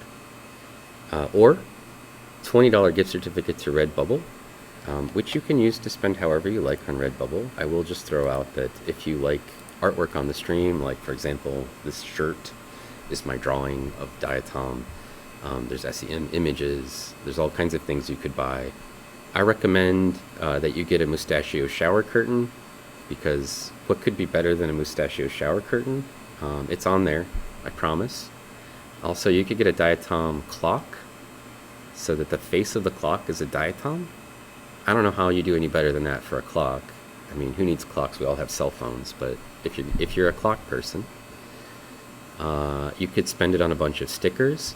I know Piperly's got a Diatom sticker coming her way. She's going to stick it on her things. And you could stick it on anything you want in that case. You could get one of those vinyl stickers. They have all kinds of cool stuff. And so you can, if you're first place, $20 gift certificate or the t-shirt. Second place, $10 gift certificate or the t-shirt if the first person didn't want the t-shirt. So they can choose. And then if we have enough people enter, there'll be a third place, and then they can also get potentially the t-shirt or something else. Probably a $5 gift certificate to Redbubble. So recommend that you go ahead and submit to the contest. Try to win. Remember, one of the judges is 8 years old. One of the judges is much older than 8 years old. And one of the judges is our community who will be voting. And you can vote for, like, I like these ones the best. You don't have to rank them for the community. You can just give them a thumbs up. And then I'll count the number of thumbs up that each one gets, but you can only do one thumbs up for each one. So at a minimum, you will be able to vote for your own, because it'll be anonymous, and no one will know except for me that you're voting for your own artwork. You know, you don't need to be embarrassed around me, though. I trust that if you think it's great, you should vote for it. So, will I ship it to the EU when you win? So, Octums, when you win, if it's a Redbubble gift certificate that you've selected, I don't need to ship it anywhere. It just gets emailed. That's the beauty of a Redbubble gift certificate. It will arrive in US dollar cost amounts, but it should come free of charge. If you win the t-shirt, I will absolutely ship it to you, no matter where you are, even if you're in the European Union. Unless they don't accept things being shipped to those places, in which case I can't ship it there. But yeah, I don't care. Shipping's not a problem. I mean, I just gave people money for the contest when I'm not going to ship them a free t-shirt. If it's the contest, you'd rather have the Redbubble, you know, shipping from the Redbubble gift certificates on you at that point when you buy it. So you're going to give you my info now, since you will win the t-shirt. Octums, I like your enthusiasm, but please don't make the rest of the contestants feel like they can't win the t-shirt. But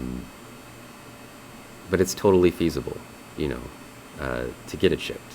So Just letting you know. You don't want to. We're not trying to deter people from entering. We're trying to encourage them. Tell them that they definitely are going to beat you, and then when you win, T-shirt is yours. That's how you got to play it. All right. I'm going to go home and think about my decisions in life. Mostly, I like them, but when I do.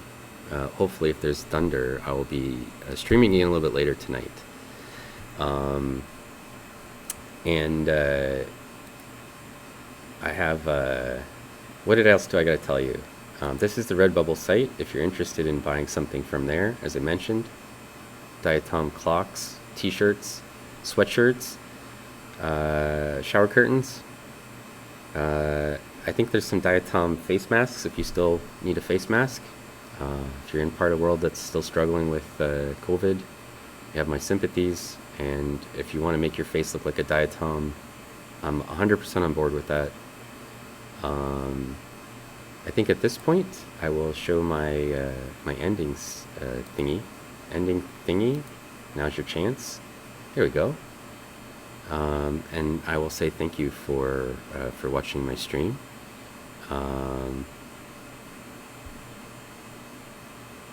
Kalathon did what?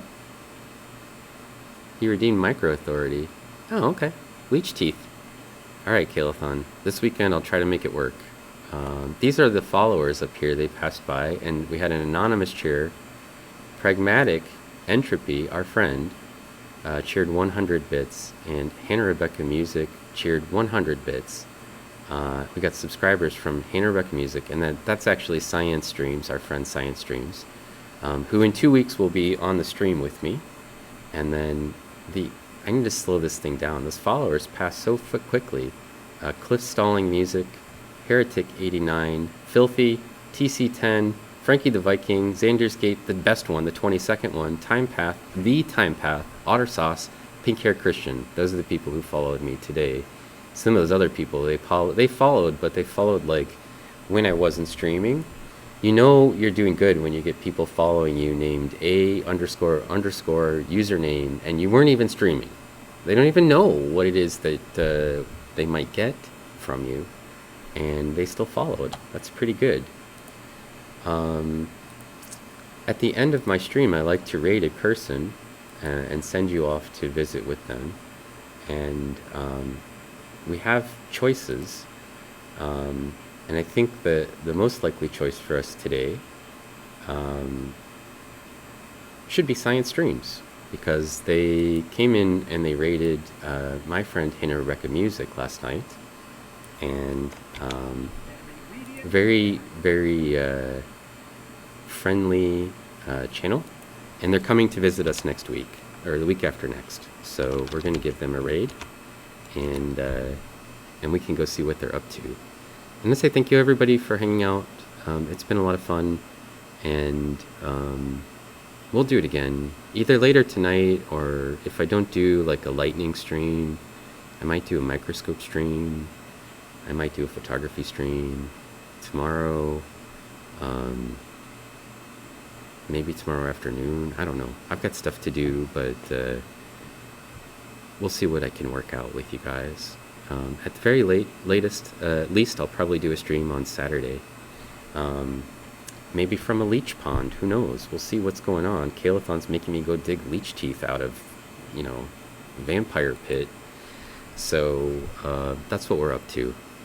Please give a follow to those people who came into the channel who were streamers: Digital Seahorse, Open Set, Piperly, there's a whole stack of them, Hannah Rebecca Music, Science Streams, Myco Learning, the Midnicorn, not any of those artificial Midnicorns that you may have heard of, but the Midnicorn. There's only one definite article. Cliff Stalling Music, thank you as well. Ginger Fantasy, they also stream. There's a whole list of people who came in and hang with us. But feel free to please follow them. They're friends of ours, and we like to see them be successful. All right, bye everybody.